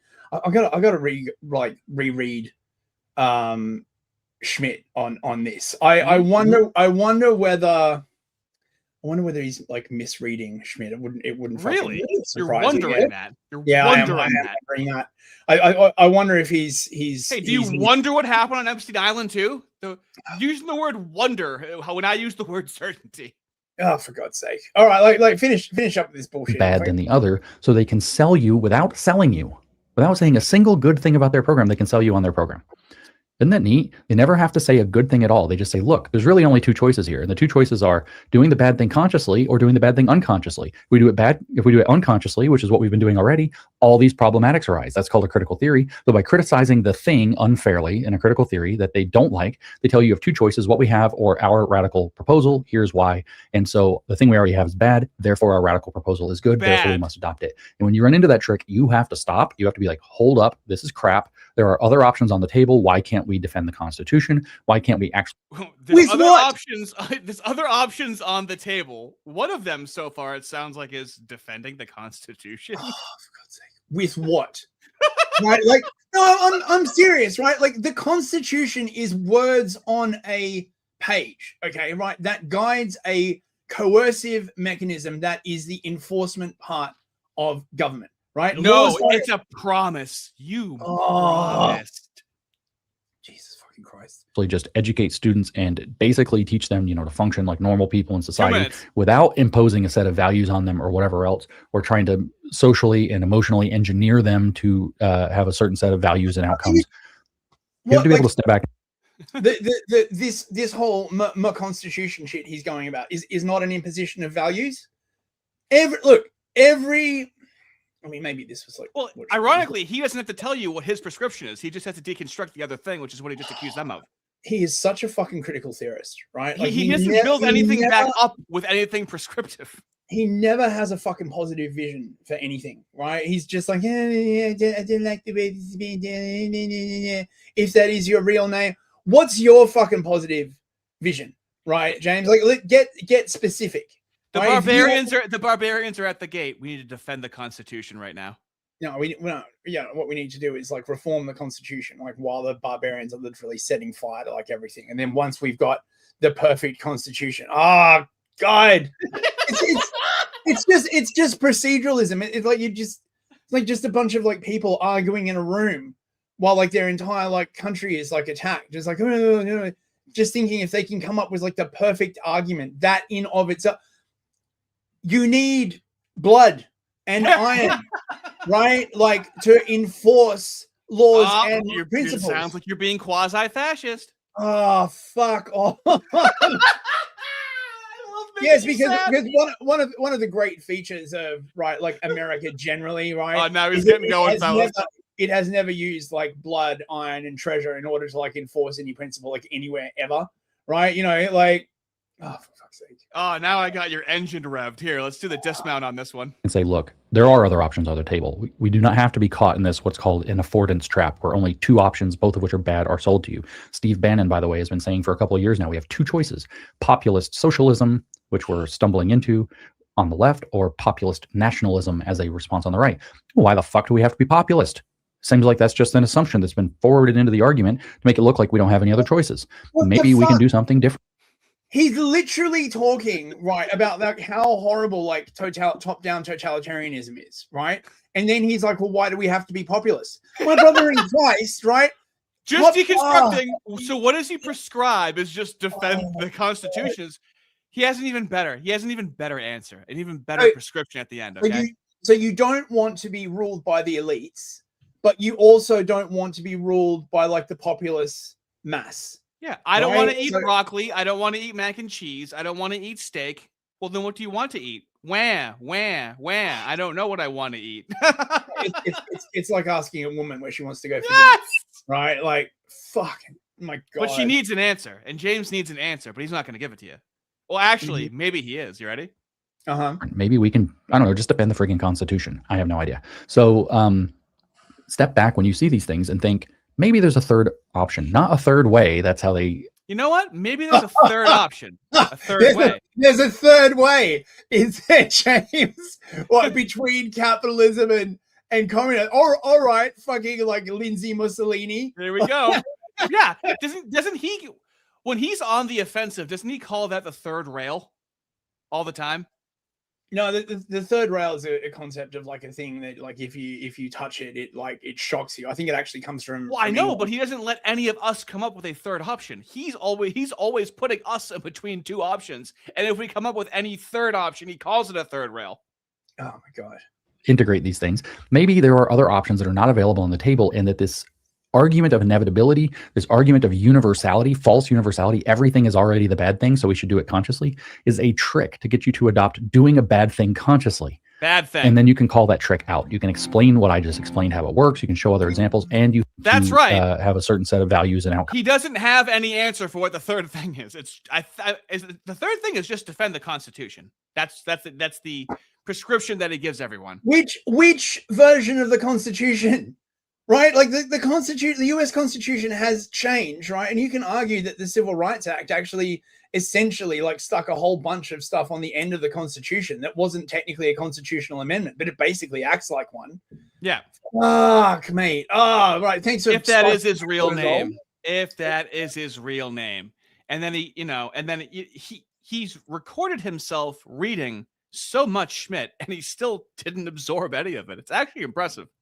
He's become full of Schmidt, but he Absolutely. still understands it. Okay, super chats. Aaron, mate, discourse for $5. Thank you, mate. Thank you. Read Faction by Carl Dahl. Espionage novels based on the Spanish Civil War, quite good, and the author is one of our guys. Ooh, that sounds pretty freaking good. Faction by Carl Dahl. I better write that down. Thank you very much. Can you read the next one? I got to write this down. Yep. Leaf Man with a frying pan. $2, thank you. Most compatible RAM technology is heavily patented. I would assume so. Oh, yeah. Well, I mean, maybe there'll be some kind of like breakthrough. Shit, that's a really, really good point. So we got Yeah, boy. Oh, hello. It doesn't ever get me down. They'll never know the love of Jesus. Makes me sad for them. I've been doing a new experiment recently on Facebook where I comment usual suspects under black sex offenders. He's collecting data. I love it. Oh my God. Yeah. So this is how you conduct an experiment. That variable has to be unchanging. Okay. Andrew Zanomatic for €10. Oh, hello there. Thank you. Great mood, fellas. Thanks to far-left, anti-white men, rhetoric, and horrible criminal socialist government, the Vox Party is projected to surpass both the neocons and the socialists in regional and general elections. Is this in, I think this is in Spain? Don't worry, they'll cancel the election if there's any chance of them getting in. There's no fucking way they're going to get in, mate. I hate to. What are you I hate talking to burst about? your They have mood. integrity. Look at Brexit, Mate. They're not. It's been decided, dude. Right? We're going to war with Russia, and we just, like, I mean, even though we totally can't fight a war with Russia, we're going to do it anyway, right? Because why not? Also, what's the issue with populism, by the way? The issue, okay, so the issue with populism is that the governing class, the administrative class, right, believe that they are the best suited people to run the country. Okay, now in some ways they are correct. The problem is that they want to have their cake and eat it too. They want to tell everyone that democracy exists and yet have a technocratic government, because the whole bullshit about democracy is a really, really just good way of governing people, right? Because then you can say, oh, well, you voted for this, it's all your fault. It's like letting your child think they made a choice. Basically, yes, right? It's very, very deep psychology. So there is the idea is to have purely the display of democracy, right? What people call the uniparty, right? Like you can vote for John Jackson or you can vote for Jack Johnson, right? What's the difference between their positions? Well, one is like for international capital and I hate the woke, right? And the other is for like international capital and I believe in like infinity Bamalians, right? You get what I'm saying, right? Like, yes, right. So populism is the idea that democracy is dangerous. What they really don't want is a charismatic leader, right? So this is one of the reasons, for example, they fucking hate Fuentes, because he would be unironically a great political leader in the sense that he has that charisma. Mm-hmm. It is charisma that moves people, and they are really, really afraid of, number one, anyone with charisma, right? Like moving the scales who isn't already integrated into the network. And number two, and honestly, I can kind of understand this, right? This idea of sort of popular sentiment rising up and just attacking the elites for stuff that the elites don't really have that much control over, right? But again, right, like it's not like they really, so let's say like the market, right? Like international currency flows, okay? Mm-hmm. There a lot of you can't do a lot about some of that, okay, right? Like we're seeing that in the UK now, right? They're like, oh well, we'll just tax the rich. Well, then the rich leave.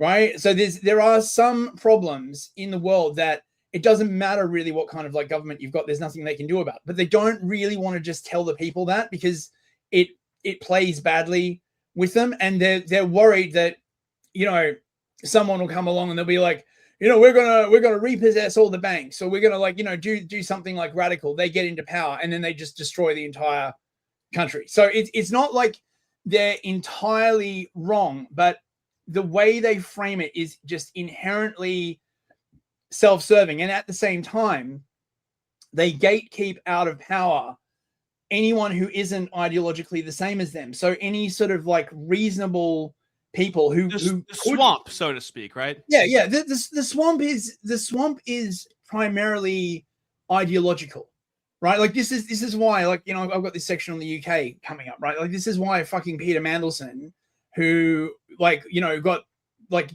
thrown out like 3 different times over corruption scandals and everyone knew he was hanging out with Epstein. He's fine.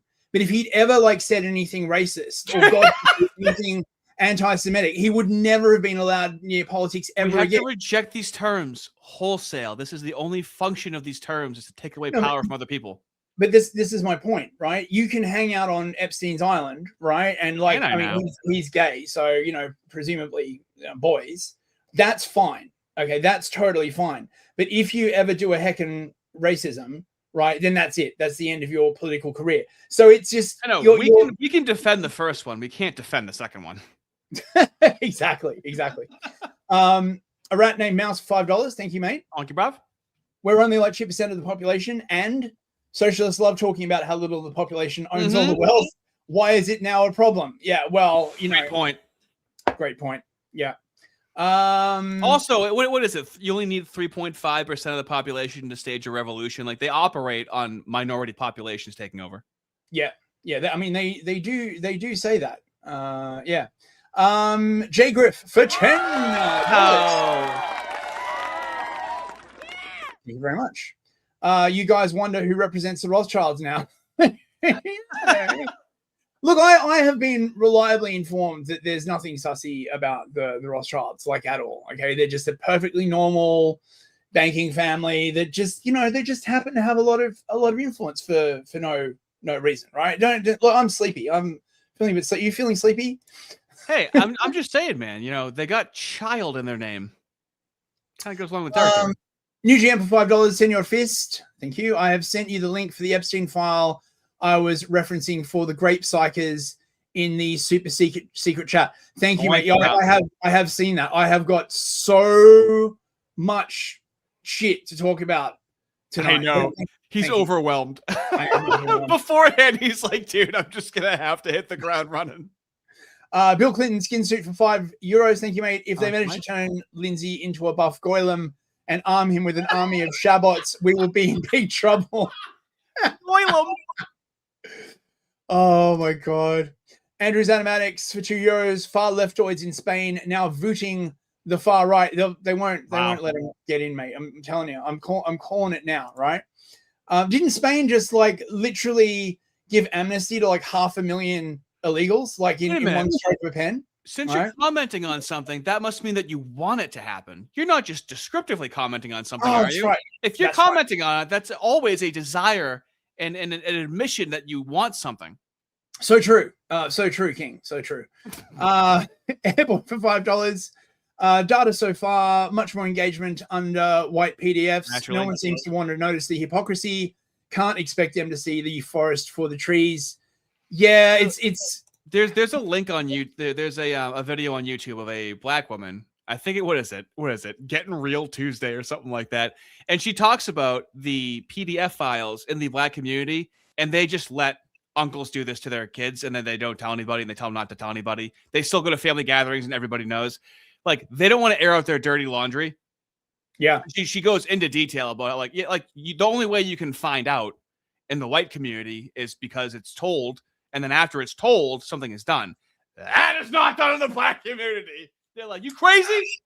And it's even including all these single moms, and they hang out with these black men that just got out of prison. I mean, what do you think they do to the fucking kids, boys and girls?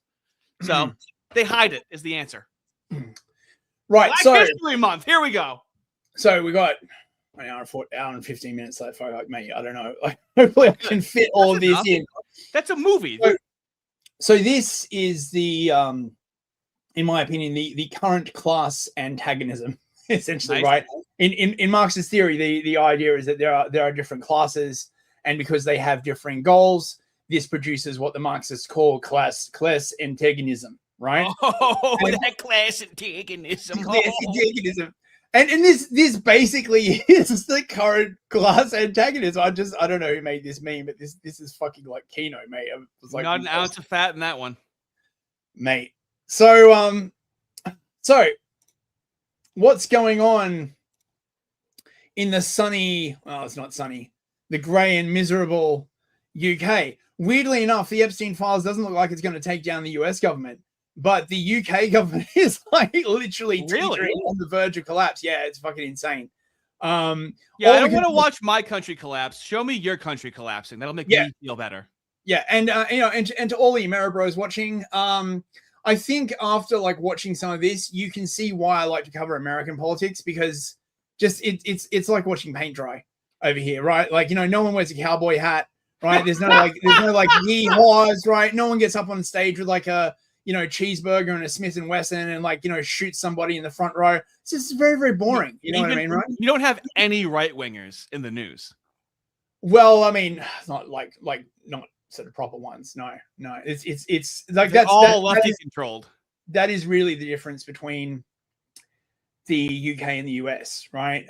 In the US, there is still quite there's like the left and the right faction are sort of broadly equally matched, right? Yeah.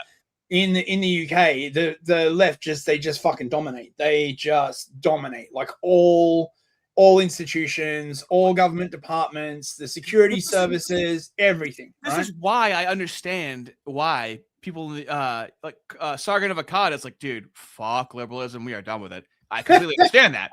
Yeah. How can I not understand that, dude? I definitely get it. Carl is I think Carl is getting more based. I guess we'll have to see like where the punished Carl right. Yes. Man, don't you wish you could just like time travel like 2 years in the future and like watch like, you know, someone's like content and just be like, holy shit, right? Dude, with how fast things are changing nowadays, 2 years, you might miss the 6 months. Yeah. How quickly things are changing, dude. It's insane. Yeah, for real. He knew everybody that was very powerful. So like if you were on the scene and you were powerful, like to be honest, like if you're not in those files, it would be an insult because it just means that you were a bit of a loser. Right. So the people who aren't in the files are losers. Yes. Okay. Are you in the Wow. files? Well, of course I am, because it's any journalist that wrote about it. That's an astonishing attitude, isn't it? Yes. You're the loser because you're not in this. I find that jaw-dropping. Well, it's true. It's true, right? Like, you know, that's Prince Andrew's ex-wife. It's true, right? Like, you know, if you're not, you know, you're not at the eyes wide shut party, if you're not on the secret yacht, if you're not taking like kickbacks from Mossad, if you're not, you know, part of Labour Friends for Israel or Conservative Friends of Israel or, you know, Reform Friends of Israel, if you're not a friend of Israel, basically, right? You're on the outside. It's a rhetorically good move to do what she's doing as long as you're on the left. Because like on the left, you can just Hassan Piker does it, Destiny does it, they all do it. Gavin Newsom does it. They just play everything off like it's a joke. But the media is not going to go, look, they're acting like it's a joke. If you're right wing and you try to play something off as a joke, then the media attacks you that you're playing it off as a joke. So we don't get to minimize things like that. I don't know whether Andrew's ex-wife is left or not. She sort of just seems like a toff, right? Which is like English for like an upper class sort of person. But you know, so okay, let me give you a summary. I have like a million links, and I'm not going to show them all. I'm overwhelmed. It would take fucking like 3 hours. Okay, right? But basically, one of the revelations of the Epstein files was that this guy, Peter Mandelson, do I have a picture of him? I really should have a picture of him. Hang on, I've got a picture of him. Yep. Hang on. Right. This guy, Peter Mandelson, okay, was one of Epstein's best friends, right? Now, Peter Mandelson is like UK deep state, right? He is as deep state as they come. I don't even know who you could think of who was like, you know, the US equivalent, like I don't know, someone like Marco Rubio or, you know, Dick Cheney or, you know, like one of like, or who's that fucking, like, you know, Bolton, like one of those people. They're just always around, right? They never go, right? Even if they drop out, they're back in a couple of years, right? They're just always around. And this guy was one of Epstein's closest friends, kept hanging out with him. I think that actually he had some kind of like weird gay cuck relationship with Epstein, right? Because if you read some of the stuff, right, it's like, it just, I don't know, me. It's just very weird. It wouldn't surprise me if there was like some weird, I just get a sense of this weird sort of like sexual energy going on. I trust your sniffer, okay? Me and you, you know, we've grown up a certain way. We've been exposed to gay people and whatnot, and then also you've been researching this kind of shit for a while, so something feels kind of off, right? But also it's not just the gay thing, right? Per se, it's that smell of just sort of rank degeneracy, if you know what I mean. Right? Like, really? Yeah. Here's him with fucking Bush Senior. Here's him with Beaujolais. I mean, like he has been around forever, right? And he was recently appointed the US ambassador for the UK. Oh, right? Boy. And this was a very, very stupid move because he has a long and sordid history of having to resign over things like bribes or dodgy loans or all this kind of like other stuff. It was like public knowledge that he was like good friends with Epstein. I know. I feel like they view that as a good thing. They're like, dude, this dude will do anything. It's almost like when you're a kid with your friends, like that crazy friend, you're like, dude, he'll do anything. He's kind of a liability, but let's keep bringing them around. It's not that. It's that he was part of the network, right? Like whatever this thing is that we're looking at, like with Epstein, right? Like whether it's just Mossad or, you know, whether it's like global Muri or, you know, whether it's like more than that, right? Like, you know, it's more than that. Whatever that network is, okay, he was plugged into it balls fucking deep, okay? And his job was to go over and give Trump like a whole bunch of sloppy toppy, because this is basically like the way it worked, right? Trump got in, and all the European countries, instead of actually engaging with any of like Trump's ideas on the nation state and like national sovereignty and any of that kind of other stuff, right? Because we don't do that. That's one of the reasons we don't like the Americans. They're so backward. I don't think the Americans are backward at all, right? I think that they have a much more sort of like realist view of the way that the world works, and the Euro cucks, they don't want to engage, right? So they basically told themselves that what you do is you go to Trump, you suck up to him, right? You're like, oh yes, Daddy Trump, right? And the thing is, I have seen footage of a bunch of people doing that, okay? And okay, I think the look on Trump's face when they're doing it is Trump knows very well they're sucking up to him, right? He's not deceived. He's like, Trump is not like, you know, oh, this guy, he's giving me some like proper sloppy toppy, really like working the shaft. He must really, really like me. He knows it's bullshit. He knows the fucking Europeans don't like him, right? Because during his first term, all the fucking Europeans, right, when he came out and he said shit like, you know, like your entire gas supply is dependent on Russia, right? You know, you shouldn't be doing like renewables. You know, mass immigration is destroying your countries. They would just be like, oh, look at this stupid American. And he was right. And they can't fucking admit it. So Mandy's job was to go over, butter up Donald Trump, right? Give him the old buttery kipper and get like a trade deal for the UK. And it's all gone. The old slippy circle. It has all gone horribly wrong. Holy crap. Look at the dude. Remember how I said we needed like a special animation for the first time we got $100 super chat? Well, it just happened. What on earth? Holy but is Jesus going on here? Hold on. Just a moment. Frankensteck for $100. Holy crap! Thank you. What is happening? That's the largest super chat we've ever gotten. I see. Hold on 1 second. Oh, you're on the payroll of the Jews. Thank you. Wait, hang on. I do have it. I put it in the stack.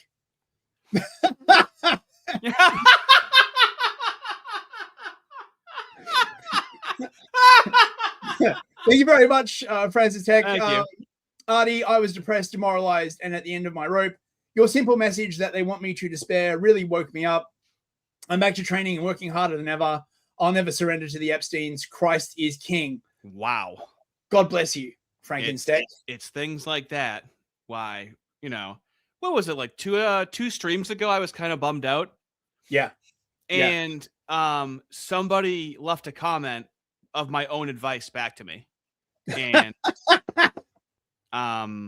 you know, it's things like that where I feel like, you know, it's funny, it's jokes, it's games, but I really do try to put my heart into what I'm doing and have moments being very serious. And if I'm not feeling well, actually talk about it. So I feel like guys gotta be able to talk about stuff.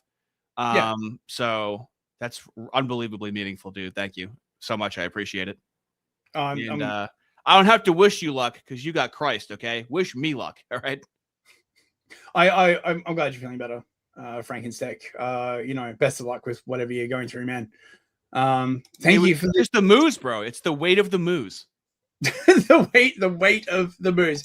Hey, we got a couple of other super chats as well. Absolutely. Caesar the Great for $10. Great, man. Thanks, mate. Rapist. One thing I wonder is, how did Epstein get arrested in the first place? Where did that political power come from when he was so protected? Or was it intentional and part of the larger agenda? Yeah, I mean, that's a really, really good question. But it could just also be like a numbers game. Apparently him getting done was just down to like one Florida state attorney or something who just would, you know, they told him like, oh, you know, don't charge this guy. And he was like, no, fuck you. Right. Like, and so then that got entered into the legal record. And so, it, you know, it started working its way through the court system. And that was what resulted in Alex Acosta basically giving him this plea deal. Because like once the charge has been like laid, right, it has to work its way through the court system. You can't just like nuke it without trouble. So what they were doing up to this point was just making sure that no one like made the charge. So either that or it was a war between the elites. I'm not really sure. Theodore McCarthy for $5. Thank you.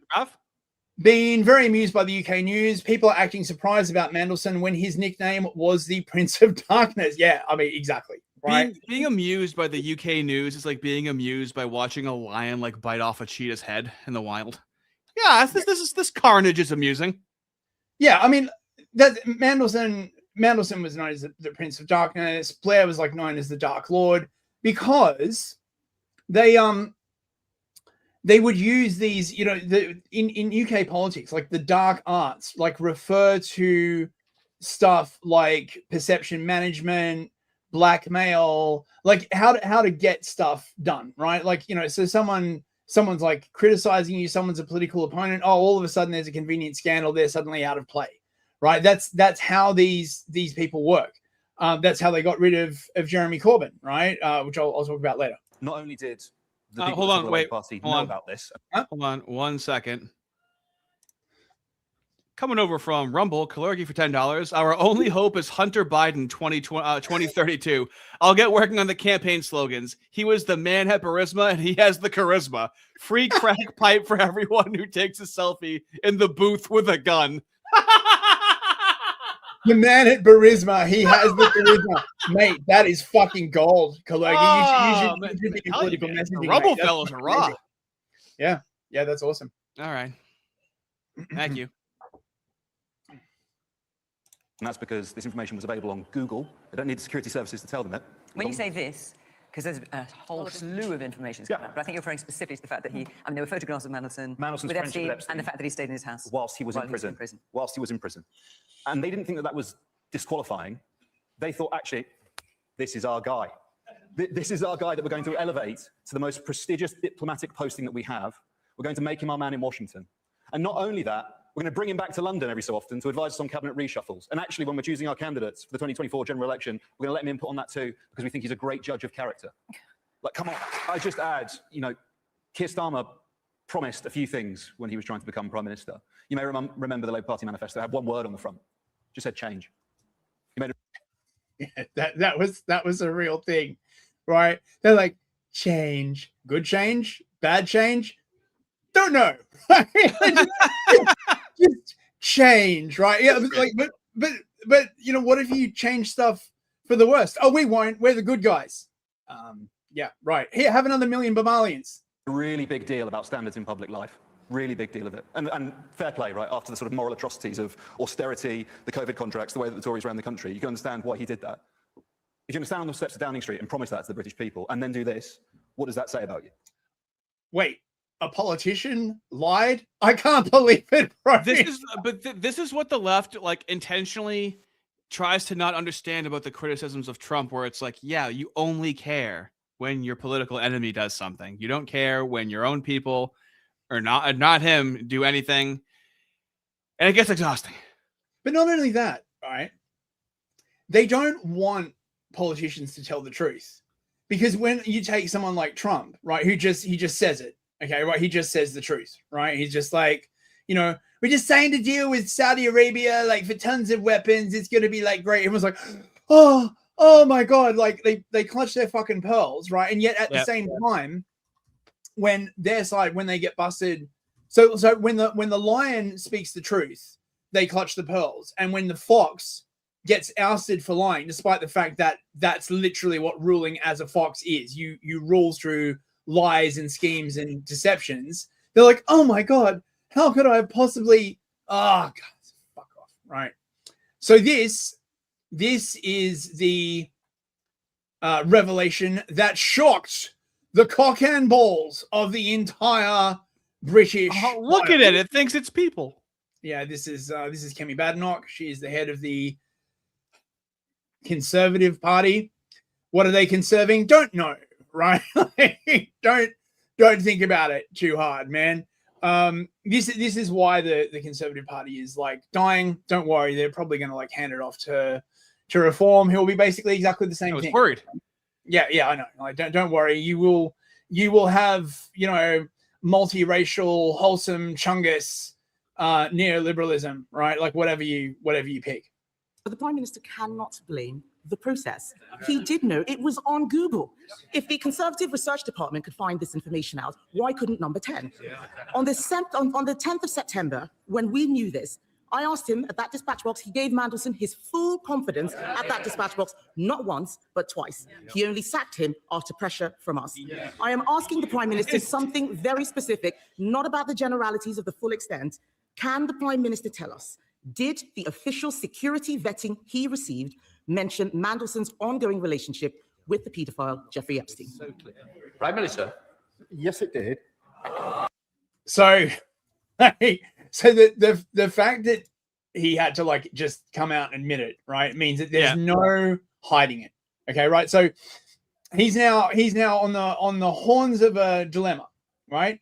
If he denies it, it'll be like shown that he was lying, right? And you know that, I don't know, if you lie to your fellow politicians, they take it badly. You can lie to the people as much as you want, right? Yeah.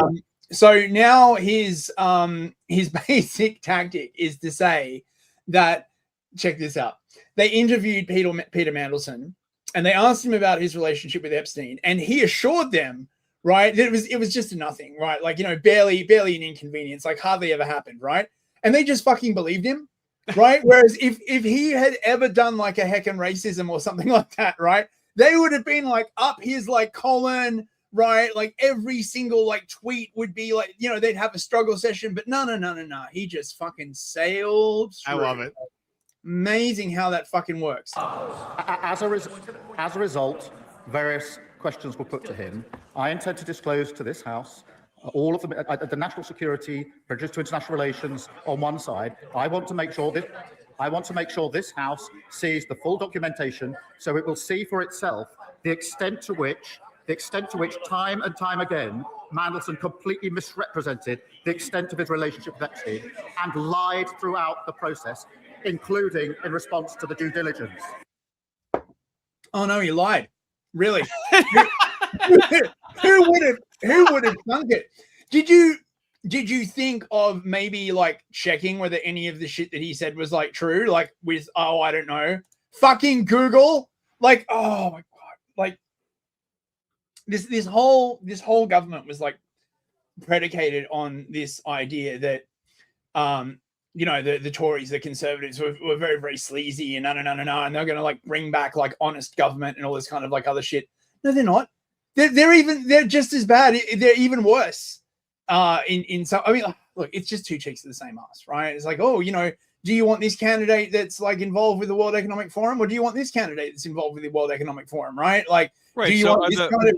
Would the moos be the hole, a moo hole, with the two cheeks of the same ass, and then what's always in the middle is the moos, right? The moo hole. Are they the rectum? Yeah. I mean, yeah. It certainly would not be an exaggeration to say leading to this complex system inside the body. Yeah, I mean, it's very complicated, mate. Right? Like, you know, who cheeks can are easy. Really say, right? Like, do the Fuentes complicated clip. It's actually really complicated. No, it fucking isn't at all. Yeah, it really fucking isn't that complicated. Like, honestly, livery is perfect. So, Summer is clearly feeling the heat, and his hands are like shaking. I mean, like no wonder, right? Like, you know, he's fucking. I don't know. I don't know, right? Like, look, this guy. Starmer's like an ex-communist. He was a member of the fucking Trilateral Commission himself. I don't buy any of this shit. Oh, who could have possibly known? I reckon he just pretends to be a fucking like idiot. But can I reassure the House, Mr. Speaker? Let me reassure the House. The process for deciding what falls into those categories will not be a political process. It will be led by the Cabinet Secretary, supported by government legal teams. But can I reassure that? Now, what he's talking about here, right, is what is going to become known as the Mandelson files, right? So they they're demanding like release of all this information, right? And so at first the government is like, oh yeah, we'll release all of this stuff, right? But we have to check all of it first so that it doesn't damage international relations and national security, right? That's a very, very broad, like, what relations are you worried that it would damage? Your relationships with Israel, perchance? Like, oh, no.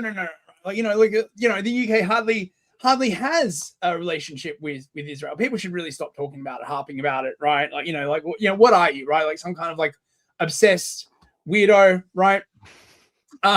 So the government will mark its own homework, and then once it's done it will release it to the plebs, right?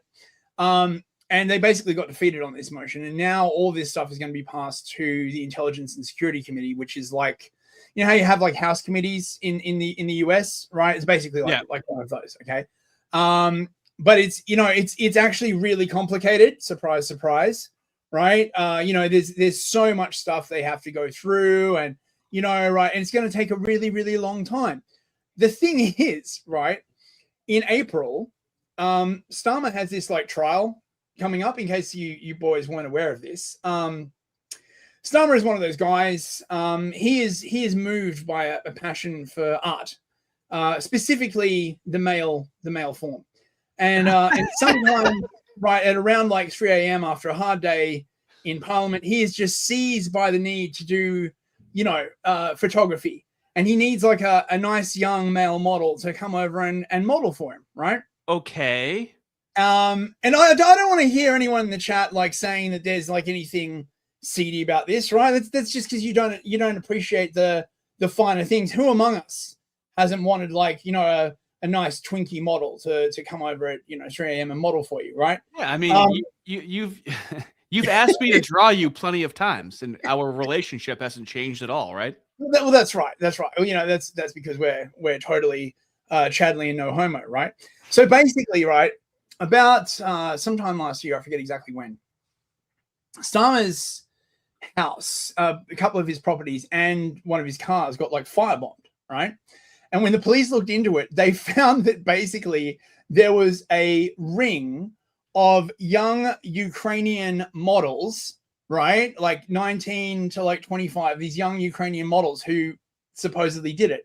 And these young Ukrainian models, for some reason, knew his home address, right? And knew, right, like about this car that was like registered in his name that he'd sold to someone else, right? Everyone's like, that's a bit weird, right? They're like, So this trial comes out in like April, right? And everyone is basically expecting that someone's going to like ask the question, well, because of course it wasn't raised in Parliament or anything like that. Yeah. How do you know, Mr. Starmer, right? Like what, you just bumped into him, right? Near his house in Islington. He was just like walking home one day, like by himself, and he just happens to trip across this like, group of Ukrainian models. Fucking give me a break, right? Like, So yeah, right. So he might not even survive long enough to do this. Now, the lefties, the establishment lefties, the boomers, right? Basically, they are shocked. They're shocked. How could there be corruption in the UK? Don't you know, right? Like, our system of government is the most pristine. Like, I hate the way this like assumption works. They're just like, Do you think, either of you, that he understands the scale of what's happened and the damage he's done to the Labour Party? I don't think he ever understood at any stage when he's been through these disgraces, his own responsibility and what he's done. But also now, I don't think he has any understanding of, he's pushed us onto a precipice where we could lose a government. I don't think he has a clue. I have an element I've got an element of empathy for most people, but if he lets in a reform government, he'll never be forgiven. So they're talking about Mandelson there, basically, right? Like, apparently he's like basically a complete psycho. He's got like no self-awareness. Like, you know, I'm sure that the fact that he's Moorish has nothing to do with this, right? But the worst thing about this is right is that it is proving that, you know, it might let the conspiracy theorists think that they're right. Oh no. Oh no. They have spent so long, right? So much effort, spilt so much ink and blood and treasure on telling everybody that the conspiracy theorists are crazy, they're retards, they're anti-vaxxers, you know, like no, they're racist, like literally everything. And then this shit comes out, and they can't believe it, bro. This is, I would say, probably one of the biggest political corruption scandals we've ever seen in our lifetime. Keir Starmer described it in the cabinet meeting this morning as gobsmacking. Yeah, at the heart of the financial crash, when the country was on its knees, when the economy was on its knees, when we were trying desperately to work out this country's way forward through the financial crash, Peter Mandelson was, according to these emails, and if they are proved to be right, he was forwarding highly confidential government information within seconds to somebody who was not working with our country's interests at While heart. people like my previous caller, James, were trying not to go bankrupt. That's the point. So do you remember what it felt like? The visceral hatred, frankly, of the banks and bankers, and Fred Goodwin was being pursued for his role in the RBS and the collapse. Alistair Darling had literally become a bank manager. He'd nationalised the banks, you know. So we were sitting there going, how on earth did the banks land us in this absolutely terrifying, terrible And Peter mess? Mandelson's helping them out Peter over the phone. Mandelson is trying to make sure that bankers' bonuses aren't cut too much, you know, and it comes on top of other things, that 500 billion euro bailout. Why was Epstein told about that before we were? The shape of our Gordon economy Brown's generally. resignation. Why was Epstein told about that before we were? The tunnels, the secret tunnels that lead through passages in bits of our government. Why was Epstein told about that before people in the country were? That's the bit that sort of, honestly, in the craw. it beggars belief. Yeah, imagine that, right? Right. There's like an international clique, you know, that run the banks that like actually wield the real power over where the governments rise and fall, and like, you know, where the currencies rise or fall. I'm shocked, bro. I can't believe it. Hold on, Fist. I know there's a lot going on in your country right now, and like the left has put like a huge strain on you, but you're delving into some like populist rhetoric, just so you know right now, okay? Yeah. I wouldn't want to delve into populist rhetoric. Don't worry, I'll make sure to contact the Center for Countering Digital Hate and get them to like pre-clear everything that I say, right? And then No.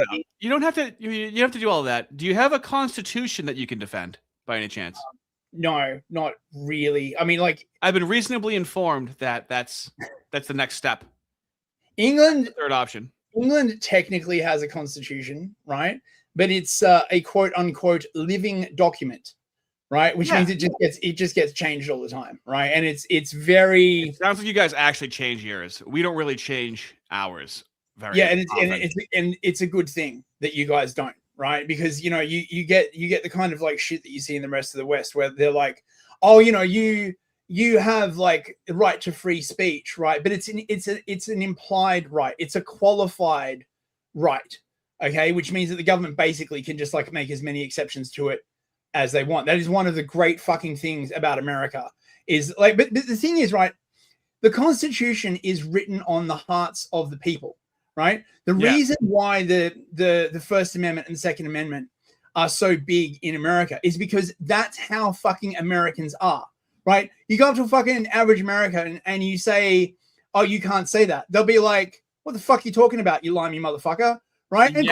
And quite fucking rightly, right? And if you push it too fucking far, you'd be like, yeah, well, I've got a Glock that says like you can fuck right off. And I know a lot of people around the world are like, Americans, you won't do shit, right? Like, you know, COVID happened and where was your revolution? But like, quite frankly, just that general fucking like attitude and the fact that you guys are all armed to the fucking teeth is an incredible break on the excesses. Well, our government, all they could do was make it seem like we had to get the vaccine in a lot of private sectors.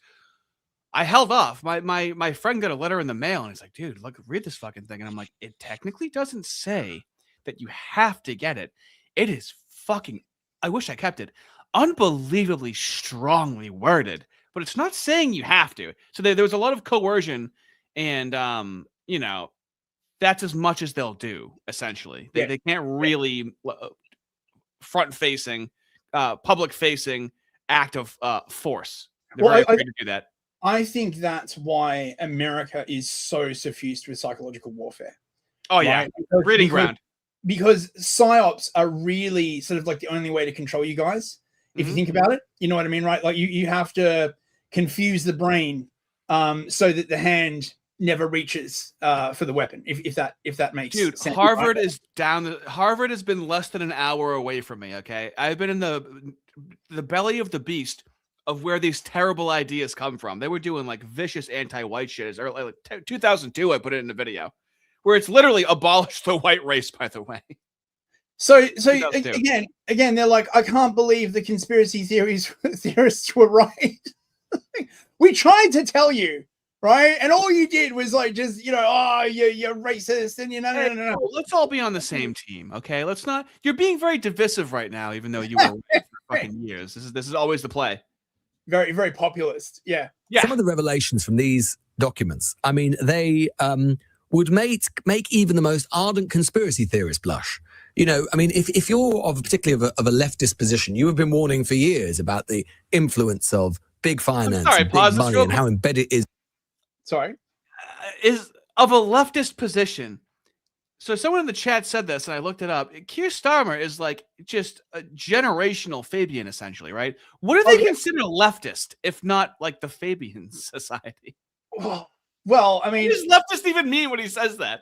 So broadly speaking, in the Labour Party, you have left Labour, which are like now like the Browns, the pro-Palestinians, the actual communists and socialists, right? And you have Labour right, who are basically like the Blairites, blue Labour they call them, right? They're like the Blairites. They're like the suckers up to sort of, international organizations, international capital, all this kind of like other stuff. And it's a very, very uneasy alliance, like quite frankly, okay? Because the proper lefties are like, look, we shouldn't be doing, like, the proper lefties are sort of nationalists, but they also believe in open borders. So it's very, because they can't believe in race, obviously, right? So it's a bit of a complicated position, right? They're like, oh, we should defend like England, but we also need like 5 million Somalians. So it's like, I don't know. It's a bit of an incoherent, like, strategy. That's leftist. Perfectly described. Within our politics, let's just take a step back. In this, we had a UK de facto deputy prime minister in a constant stream of communications with a paedophile financier who himself was talking to some of the biggest banks in the world, receiving advice from the de facto deputy prime minister to bully a Labour chancellor over a banker's bonus tax. This is exactly the sort of cartoonish way in which power actually works that we are constantly told by elites it does not work. Oh yeah, imagine the elites like telling the people that, like, actually we don't have any power at all. Like, gee, like, don't blame us, right? Like, have you considered voting harder, right? And so this is what I tweeted about this. Yes, this is how power really works. Anyone who studies this subject seriously is aware of this. However, the problems of democracy and fairness are so useful in maintaining legitimacy that to have them undermined by such a small thing as the truth would make it much harder to govern.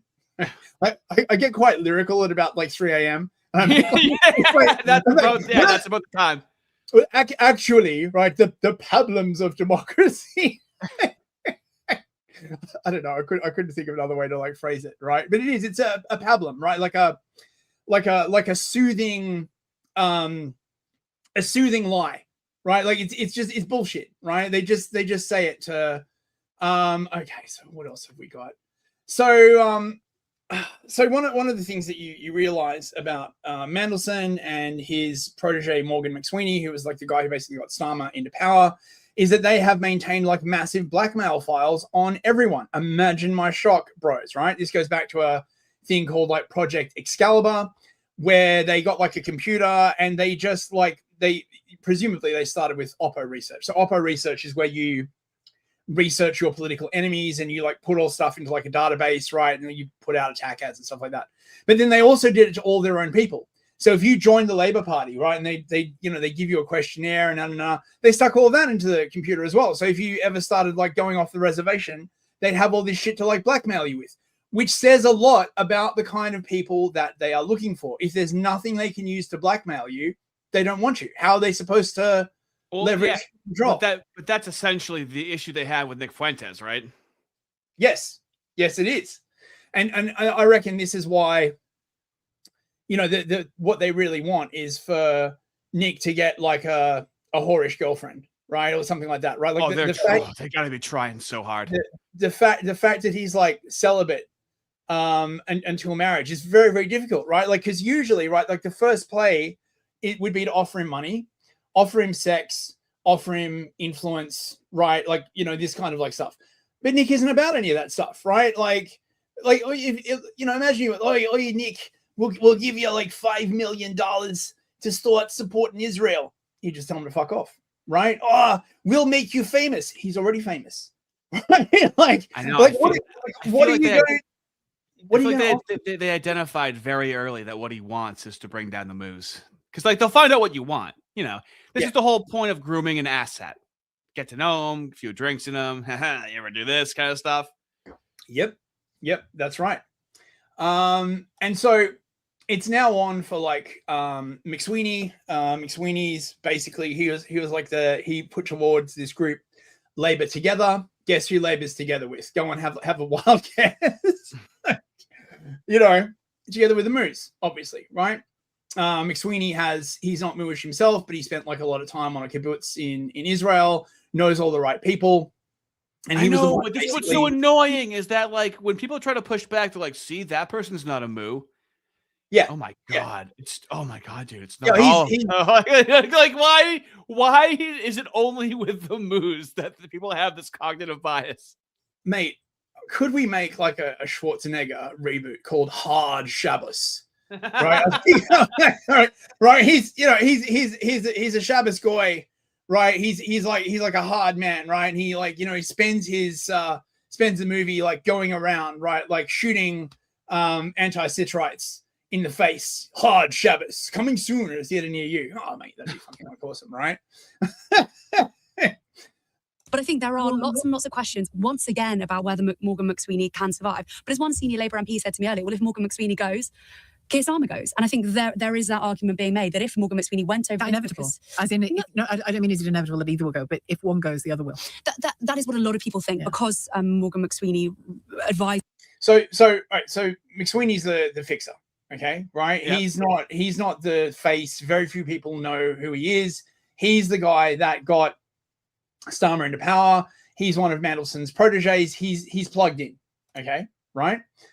He maintains the blackmail files, like, you know, and there's almost certainly dirty shit in his past as well, because how could it be otherwise, right? They wouldn't trust you with this position unless they had stuff on you, right? I'm pretty sure he's gay. Everyone in the ruling elite now in the UK they're all gay, right? They're like gay or they're women, or it's ridiculous. Like there's so few people with any kind of like actual propriety. Well, yeah, gays and women, I feel like it's really easy to, you know, they're more spineless, so to speak. It's easy to get them to fold and do something. They're easier to influence, I would say, than your regular based straight man. So the Conservatives are shocked. This is Jacob Rees-Mogg, who's like a Conservative politician. Basically a big sort of like do nothing guy, right? Remember when the Conservatives were in, right? They let in millions and millions of migrants, right? And then told anyone who like objected to it that they were racist and they should shut the fuck up. So again, it's just the uni party. Everyone's always known Peter Mandelson was a liar. So for Starmer to pretend with a degree of shock that Mandelson lied to him shows a degree of naivety on becoming a British Prime Minister. I said to one of my children, they should remember what's happening over these days, because this is going to be the biggest political scandal of their lifetimes. This degree of corruption is something that almost never happens in British politics. Really? It almost never happens. How do you fucking know, right? If these emails hadn't been published, you would never know, right? I hate to know that things never happen. I hate the way this works, right? I find this when I'm like doing research stuff with Grok. Right. And I ask it to analyze like a situation, right? Like say like a secret society or something like that. And it's like, there's no proof. And I'm like, so you're telling me there's no proof of a of a thing that, if successful, one of its definitions would be that there's no proof. Like, oh, mate, wow, mind fucking blown. Of course, there's no fucking sends you. Of course, there's no fucking proof, right?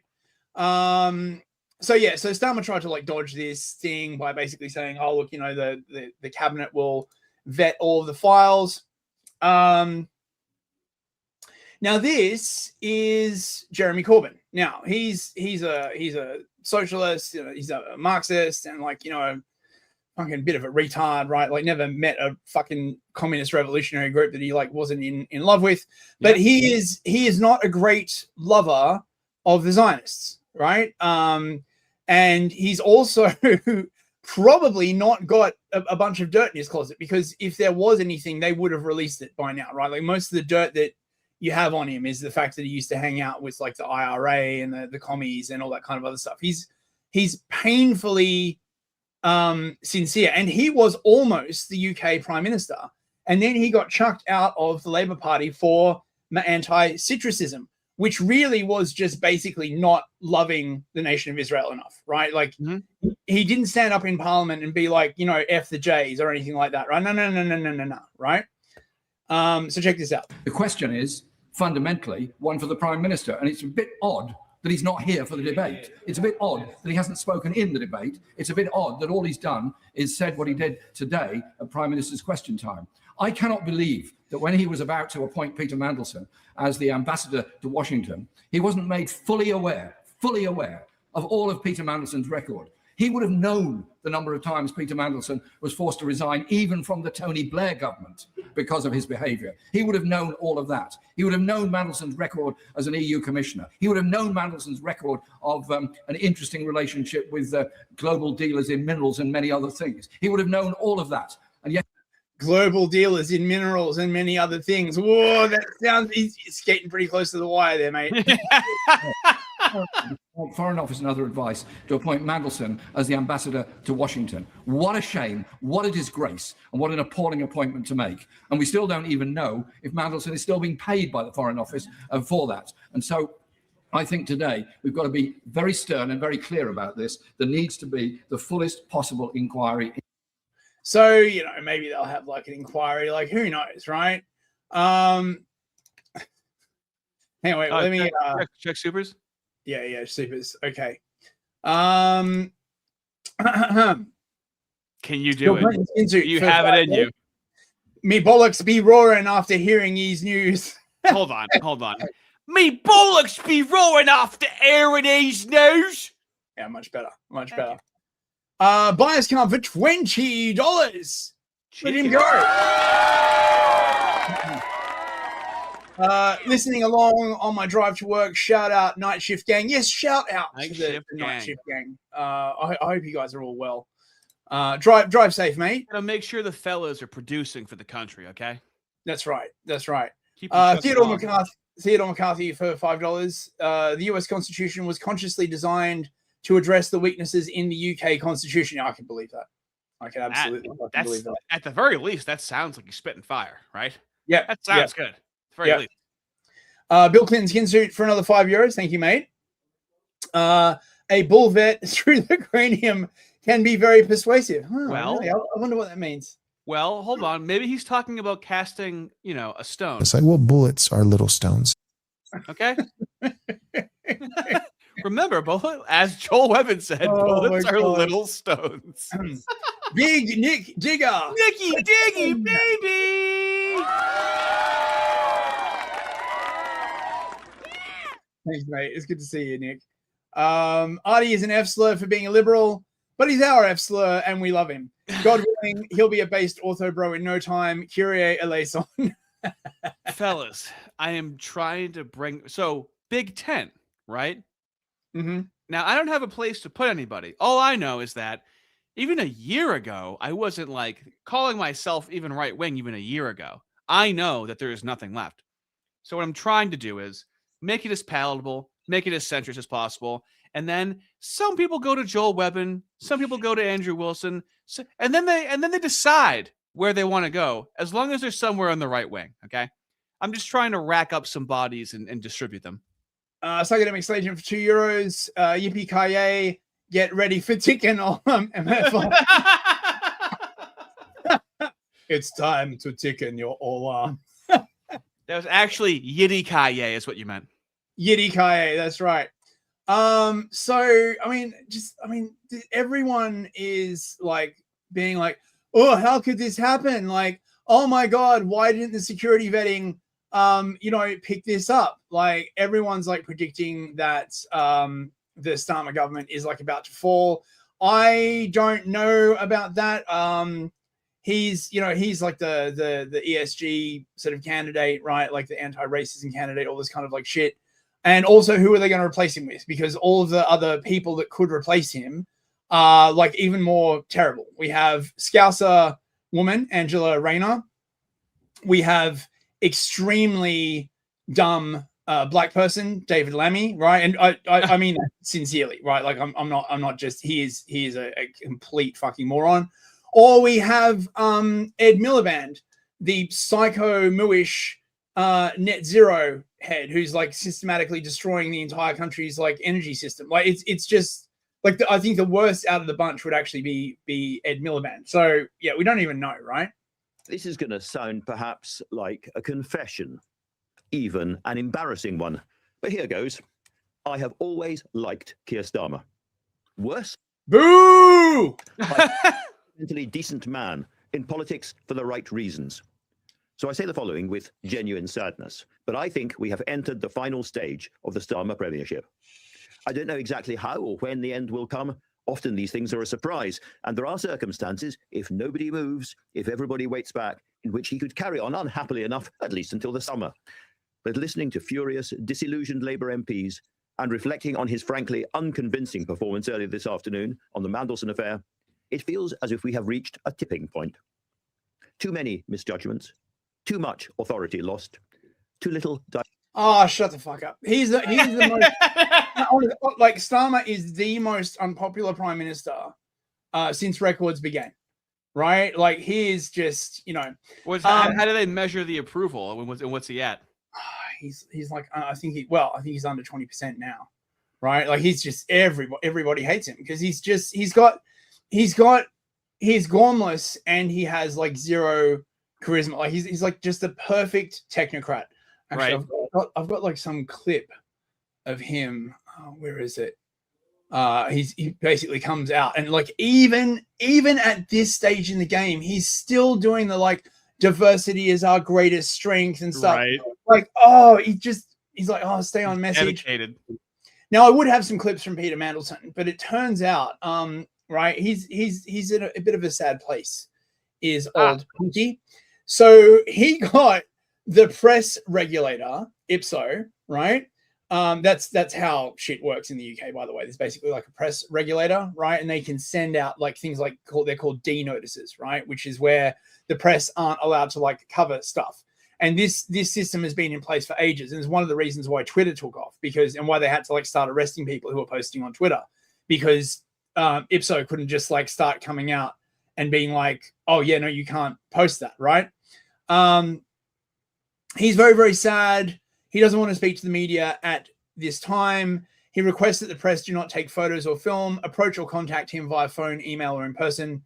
And the thing is, this is meant to be secret, but this one newspaper, the National, decided to like publish it. So this was sent out to every single media outlet in the UK, basically saying, don't interview Peter Mandelson, don't harass him.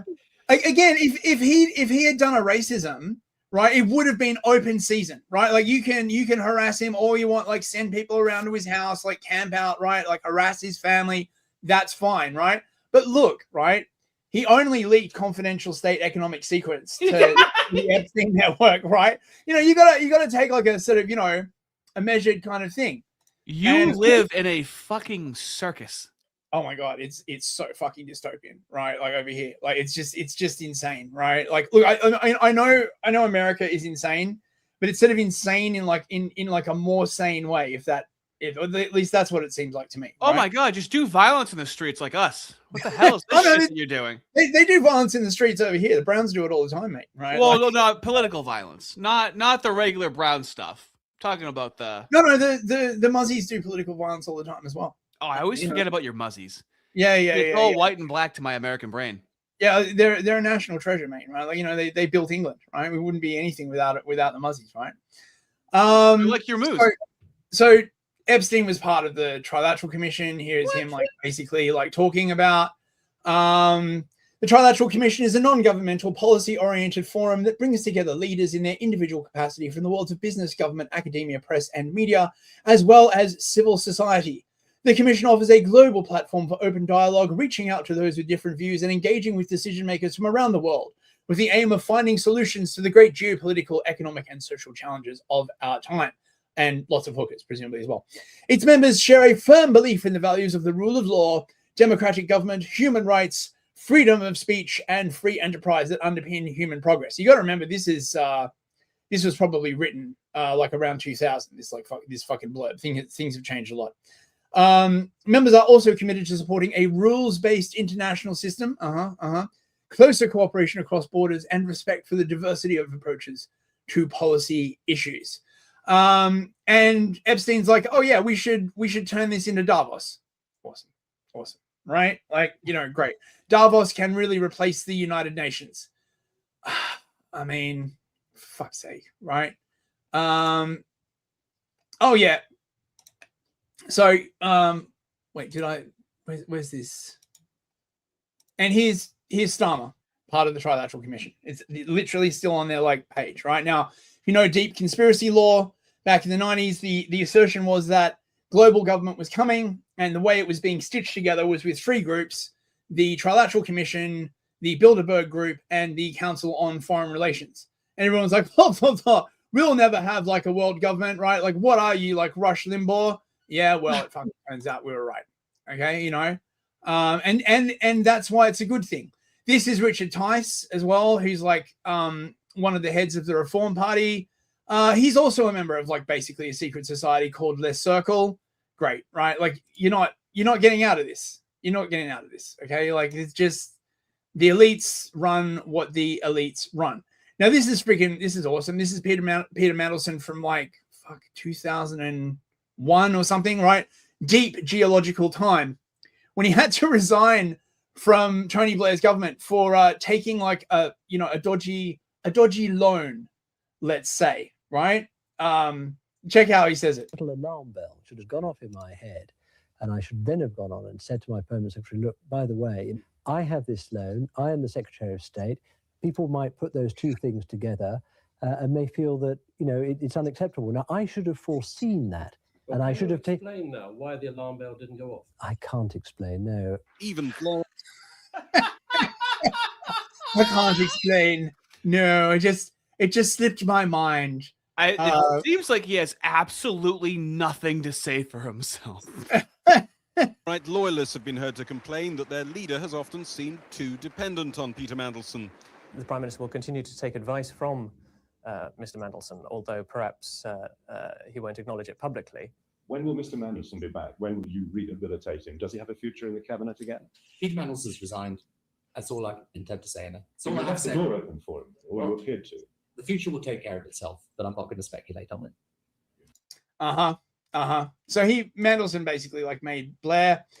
And did you know that he was getting money from Ghislaine Maxwell's people in 1985? Oh my! That's how far back this shit goes, right? So it is entirely possible that Epstein's network basically created Peter Mandelson, right? Like it's just insane. That's like, definitely in canon. This is a very, very long-standing network, and this makes me wonder whether this is not like a war among the elites, right? And like the new sort of like MAGA, PayPal mafia bros are like, that's it. We've got to take these guys out. You know what I mean, right? This is not a new thing. It has been around for a long fucking time. But you know who is really to blame for this, Artie? Who? Russia. Wait a Russia. minute. Now, Russia. I feel like the left says that a lot when you blame Russia. Yeah, well, right? Like Russia, like all the bad things in the world come from like Russia. And to protect our national security. Mr. Speaker, the Polish government think Epstein may have been spying for Vladimir Putin? Is the Prime Minister concerned that Peter Mandelson may have been leaking state secrets, not just to a paedophile American financier, but also a Russian agent? Well, Mr. Speaker, he talks to the public. Hold on, pause it real quick. I love, like, they do this in South Park. The only place I see this not in South Park is in Britain, where as soon as someone's done talking, why are the people going? Yeah, exactly. Like, why? What are they? I don't even. It's indistinct. I don't even think they're saying words. They're such NPCs. I know it's England, mate. Obviously, the focus now has to be on the criminal investigation which has started. As he knows, that investigation will go wherever the evidence leads it. And I've made it absolutely clear that the government will cooperate. And that evidence will absolutely not lead to Israel. Right? We don't know what the evidence is, but we can say with 100% certainty that it's not going to lead to Israel, right? We're going to suddenly discover that it was the Russians all along, bros, right? So when is the last time that actually worked? Blaming Russia. I mean, is this? Oh yeah, well, there was the whole Russiagate thing and fucking all this like shit. But it's unsustainable. How many times can people hear the same thing? They even fucking rolled out fucking Christopher Steele, right? Like the guy who made like the dodgy P dossier. Oh, yeah. Right? He's back on TV now, basically saying, "Oh, did you know it's the Russians?" And you're like, why the fuck is anyone listening to you? Those are the people calling you a conspiracy theorist, by the way.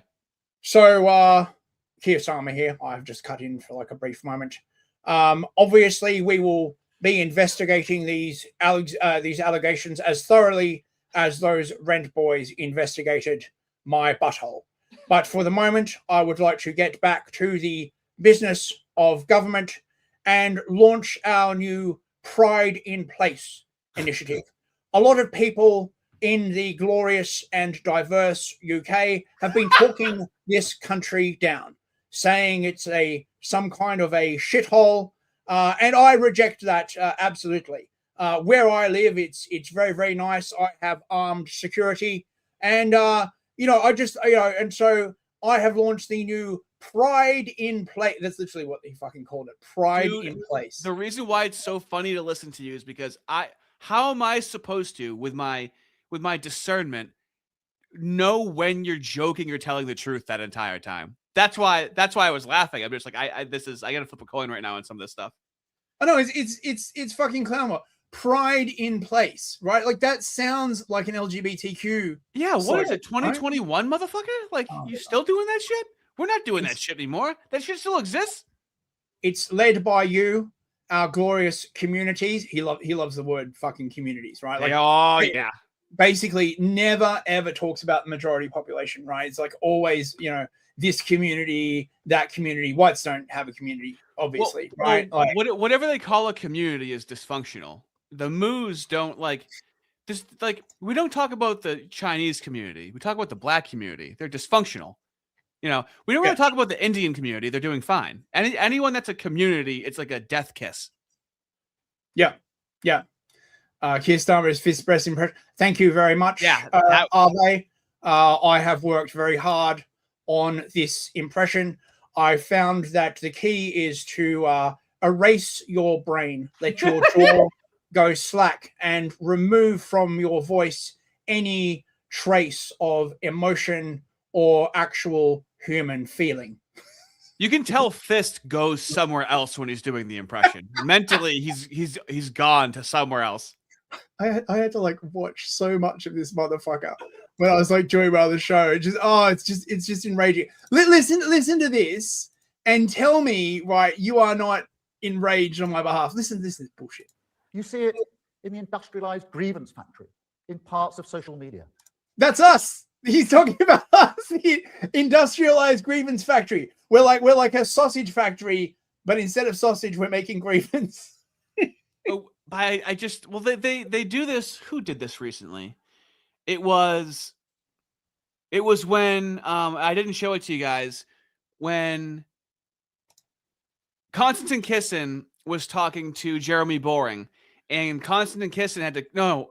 Jeremy Boring kept calling it the military and not the industrial grift complex or something like that. they love using this.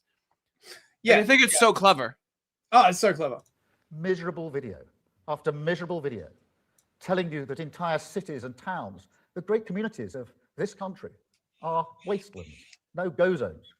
I mean, I don't know, mate, right? I mean, you could just watch like video of people going to them, right? If you ever watch fucking like Callum's channel, the guy who used to work for the Lotus Eaters, he just goes around like cities.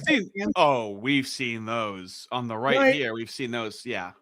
You need to stop talking down these vibrant communities. It's literally exactly the same shit they say in America. You know, it's like, oh yeah, this looks like the Negro Coast, but actually it's an incredibly vibrant and successful community. But this is what they do, and they love plausible deniability, where they will say exactly the truth and what's happening, but they'll say this. They'll go, they're saying, you know, imagine what Jeffrey Epstein's like. They're saying that he was, you know, sexually assaulting underage girls on Epstein Island. That's what they're saying.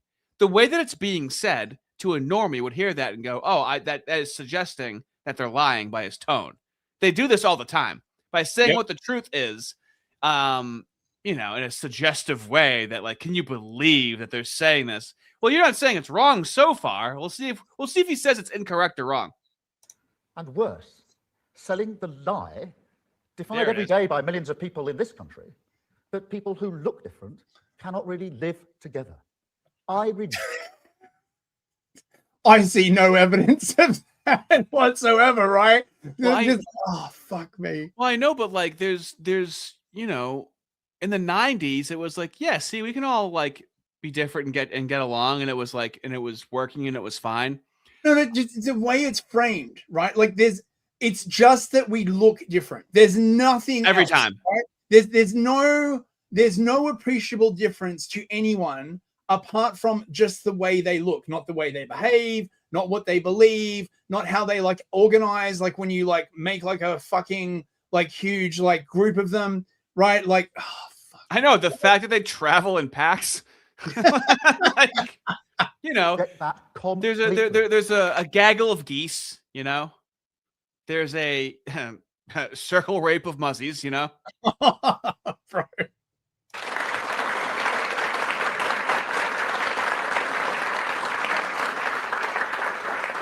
And you see it in politicians, like the Reform candidate for Gorton and Denton, who look at people like Rishi Sunak, Jabbar Mahmood, and presumably Marcus Rashford, Shirley Bassey, and Assar. Pause it real quick. I just love how it says pride in place and it's like led by you, and it's like him, which is not you. It literally says led by you, and then the establishment is hogging the mic the entire time. Yeah, you know, backed by go. Like, I mean, it's just. I mean, this shit is approaching Australia tier, honestly, right? Like this kind of like just fucking, you know, complete like idiot brained messaging. They can't really. Do you guys actually say at least we're not Australia in the UK? Not really. Like a lot of there's a lot of English in Australia. A lot of people go there for like, you know, the better weather and stuff like that. And mass immigration hasn't affected it quite as badly yet. Being an island will do that for you, right? Well, no.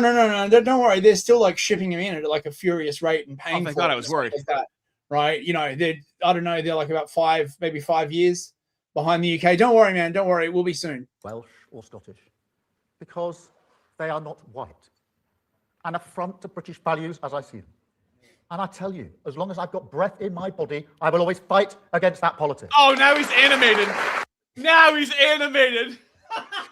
He's a good anti-racist, right? Like that's literally all he fucking believes in. That right? wasn't an emotion, what he just did.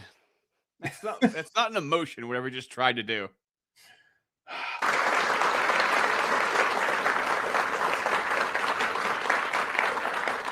And on that, honestly, I never thought I would see the day when the Conservative Party would tolerate for months a man who went to Birmingham and said that the city had failed at integration because he didn't see enough white faces. Dude, wait until he finds out about the Muslim grooming gangs. He's going to be so embarrassed. It's the same script. always, right? You know, diversity is our strength, right? Like fight back against the racist. Well, how the fuck is it integration if there's no white people left, right? That's just displacement, right? But everybody knows that the Great Replacement is a conspiracy theory. So, well, this is what I was talking about in my last video, where it's like everyone is American, potentially. Everyone is British, potentially. Yeah. It's like, so then what is it? And they did this with gender. Values. It's about promise. As James Lindsay would say, it's a covenant. It's about values. We could remove every single person, white person, obviously, even though race does not exist. We have no trouble defining it when it suits us. BBC News. Prime Minister, why was it that a man who had already twice resigned from government and, crucially, had a publicly known ongoing friendship with a convicted paedophile was appointed by you as ambassador to Washington? And given all of this, what do you say to those in the country and those in your own party who say, frankly, that you have run out of steam? Well, Chris, let me just address that head on and perhaps clarify something I said at Prime Minister's questions yesterday about the relationship between Mandelson and Epstein. Because what I meant was it has been known publicly for some time that they knew each other. And that is precisely why, when we were going through the appointment process for the ambassador role, we asked questions about the nature and extent of that relationship. Someone just, Crumbum just said, I'm rapidly checking out Starmer's like human Ambien. Man, he really is. Sorry guys, I know, right? Like it's just insane. He's your James Lindsay. All this shit is coming out. Basically, the Epstein network had a cell in the UK, right? Like right at the heart of the Labour Party. For sure, they had one in the Conservative Party as well. That's how they do, right? They play like both sides. Links to the IDF, right? Like links to Israeli intelligence, right? This is David Lammy. This is the melanated individual of the middling intelligence who I was like talking about. He was like foreign secretary like for a while. Yes, the house crumpet or whatever you call it over there. It's just, mate, it's just so corrupt. The whole thing is just corrupt, like all the way down. I don't know what else to say, right? Mandelson's got like all these big links with like Palantir, right? Mate, it's fucking crazy, right? Like, apparently they shortly after like Starmer got in, he went on a trip to the US and he had this like secret meeting with Palantir that wasn't on the record. He also, of course, like met with like BlackRock and they're basically like gearing up for all the digital governance bullshit, right? Which they know everyone doesn't want, but they're like, well, we're going to do it anyway, like whether you want it or not. So yeah, I guess that's it. We're nearly at the end. I've got more stuff, but honestly, like it's all the same shit, right? It's just corrupt as fuck. Now you did send me Jesse Lee Peterson, didn't you? Yes, I believe I did. And he's being inquisitive, isn't he? Yes, he is. Hang on, wait. Blue League for 5 loonies. Thank you very much. How was copper wire invented? 2 moos fighting over a penny. Thanks for the show and have a good one, fella. Thank you very much. Thank you, bruv. Okay, so now it is Black History Month, still, unfortunately. And that does also involve the moose. We wouldn't have Black history without the moose because who else would construct a story? You think the blacks can construct their own story of history? Have you seen Africa? So let's see. Let's combine both right now. That Jews don't sue each other. No. They sue everybody else but themselves. That's not true. Is it true that Jews always try to Jew people down? What does that mean? They say the Jews are cheap, right? They're cheap, but when it comes to doing business with other people other than a Jew, they try to Jew each other. Like, let's say I hired a Jew crew to do something for my home, put a roof over the house or whatever, right? It's like they're trying to Jew me down and charge me an arm and a leg because I'm non-Jew, but they wouldn't do that to another Jew. Is that true? Well, name me a black stereotype. Black people are very violent. Violent. Now, I love this part, okay? Because all Jesse has to do is say that they're violent, right? Mm-hmm. That's it. Yeah. Now, he doesn't have to keep repeating it, but he's going to keep repeating it. That's true, though. Let me give you something that's well, not let's just use that for a second. But that's true, though. We can't use But let's that just one. say for a second, would it be comfortable or polite to say to someone, even if it's true, right? To say you're blacking them and expecting people to understand that means you're being violent and associating the word violent to black. You wouldn't say you were blacking them. There's another word for that. I know, but I love how this white / moo, whatever he is trying to explain like racism to the black guy, which in itself would be an act of racism. I mean, he's too stupid to understand it. And so he has to like teach him how to be offended, which I loved when Jesse does this so much. And the way he frames it, right? Like, you know, even if it's true, you shouldn't say it, right? Like, right. You know, presumably the implication is, especially if it's true, you shouldn't say it, right? Like, you know, because truth means nothing to these people, right? Apparently. Say it all the time. When you do something for the black, they don't want to pay. Right, but when it comes Isn't that true? I think when it comes to the word Jew, we shouldn't associate it to something negative. Right. Are some But Jews? they do it, and I want to clear it up. Yeah. Is it true? What's true? That they try to get all the money and stuff out of a non-Jew customer. I can't speak for all Jews. Have you heard that, though? No. Oh, okay. Really? Are there situations where a person... Really? He's never heard of that. He's never heard of that. Amazing. Well, this is what I also like about, I was watching, Andrew Wilson hosted a debate, and I was watching it, and it's a conservative woman, and dude, the 19th Amendment is looking really tough, okay? It's looking really tough. The liberal in me hates to say it, okay? It's looking really, really tough. Yeah. And so, but what I love what Andrew Wilson does, he'll just make the concession. He was actually helping, like, he was actually siding with the communists when they were making like a good point. He's just very fair and balanced. And the ortho bros seem to be most, the truth really seems to follow the ortho bros. I don't know how else to explain it. Yeah. And is a bad person who happens to be Jewish at the same time, of course, like there is in any other people. Right. Do Jews have a culture of trying to be cheap with other non-Jews and not cheap with Jews? That is not true at all. That's not true at all. Dude, it's actually really complicated. No, it fucking isn't at all. No, but this is what Andrew Wilson does is he'll ask somebody like a real world example, like what Jesse Peterson is doing.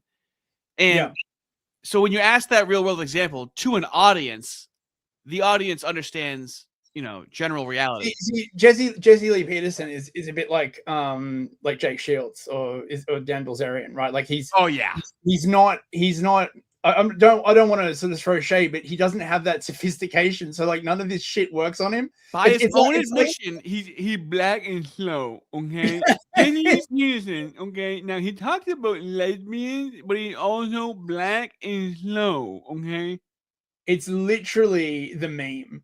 Right, where you have like the stupid people on one side and the smart people on the other side who both agree, and then you've got the midwits in the middle being like, "Oh, actually," right? Like, I know, but Jesse Lee Peterson, he knows his limitations, right? So, like, how retarded are you if you're aware of your limitations? Good point. And he leans into it, you know? Yeah. King Spectre for $10 US. Look at him go. Why there?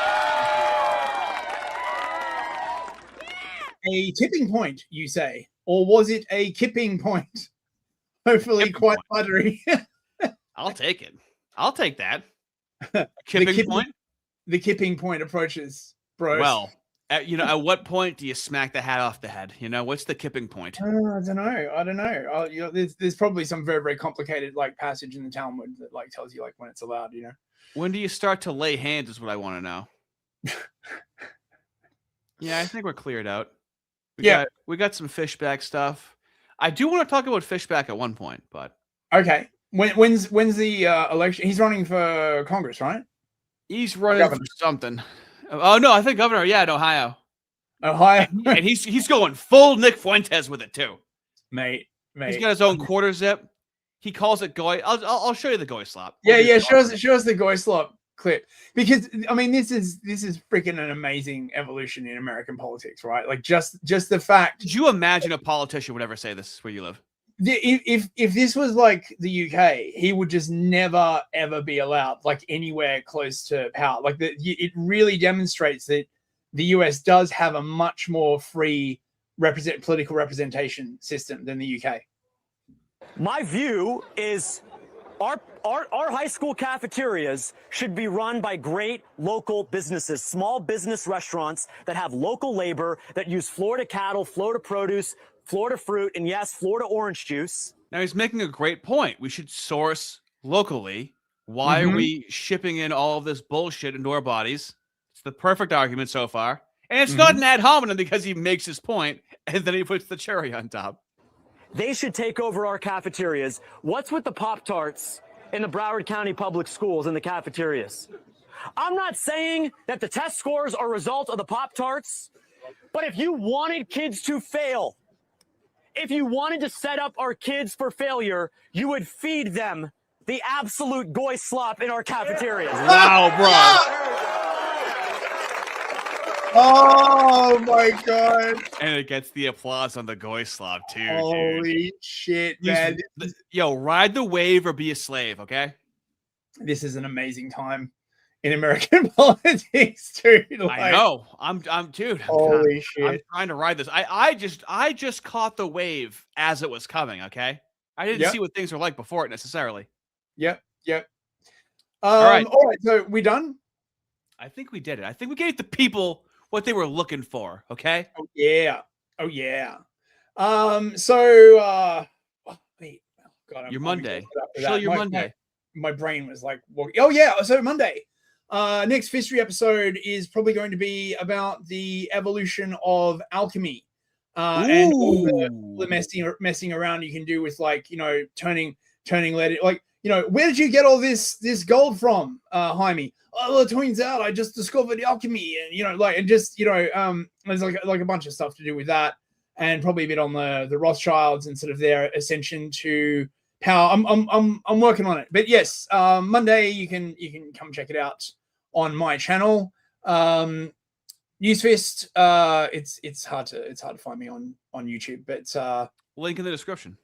Link in the description. Yes, you can find everything at newsfist.net. It's got like links to like all of my stuff. And there's also that interview I did with Aaron from Clowntown Chronicle. We're talking about like brainwashing, which is like pretty good. And thank you, Arden's posted it in the chat. Thank you very much, Arden. We'll be back on Tuesday, right? For like another. I mean, shit is moving so fast, right? Like I don't even know what the fuck's going on. So typically, here's what it seems like.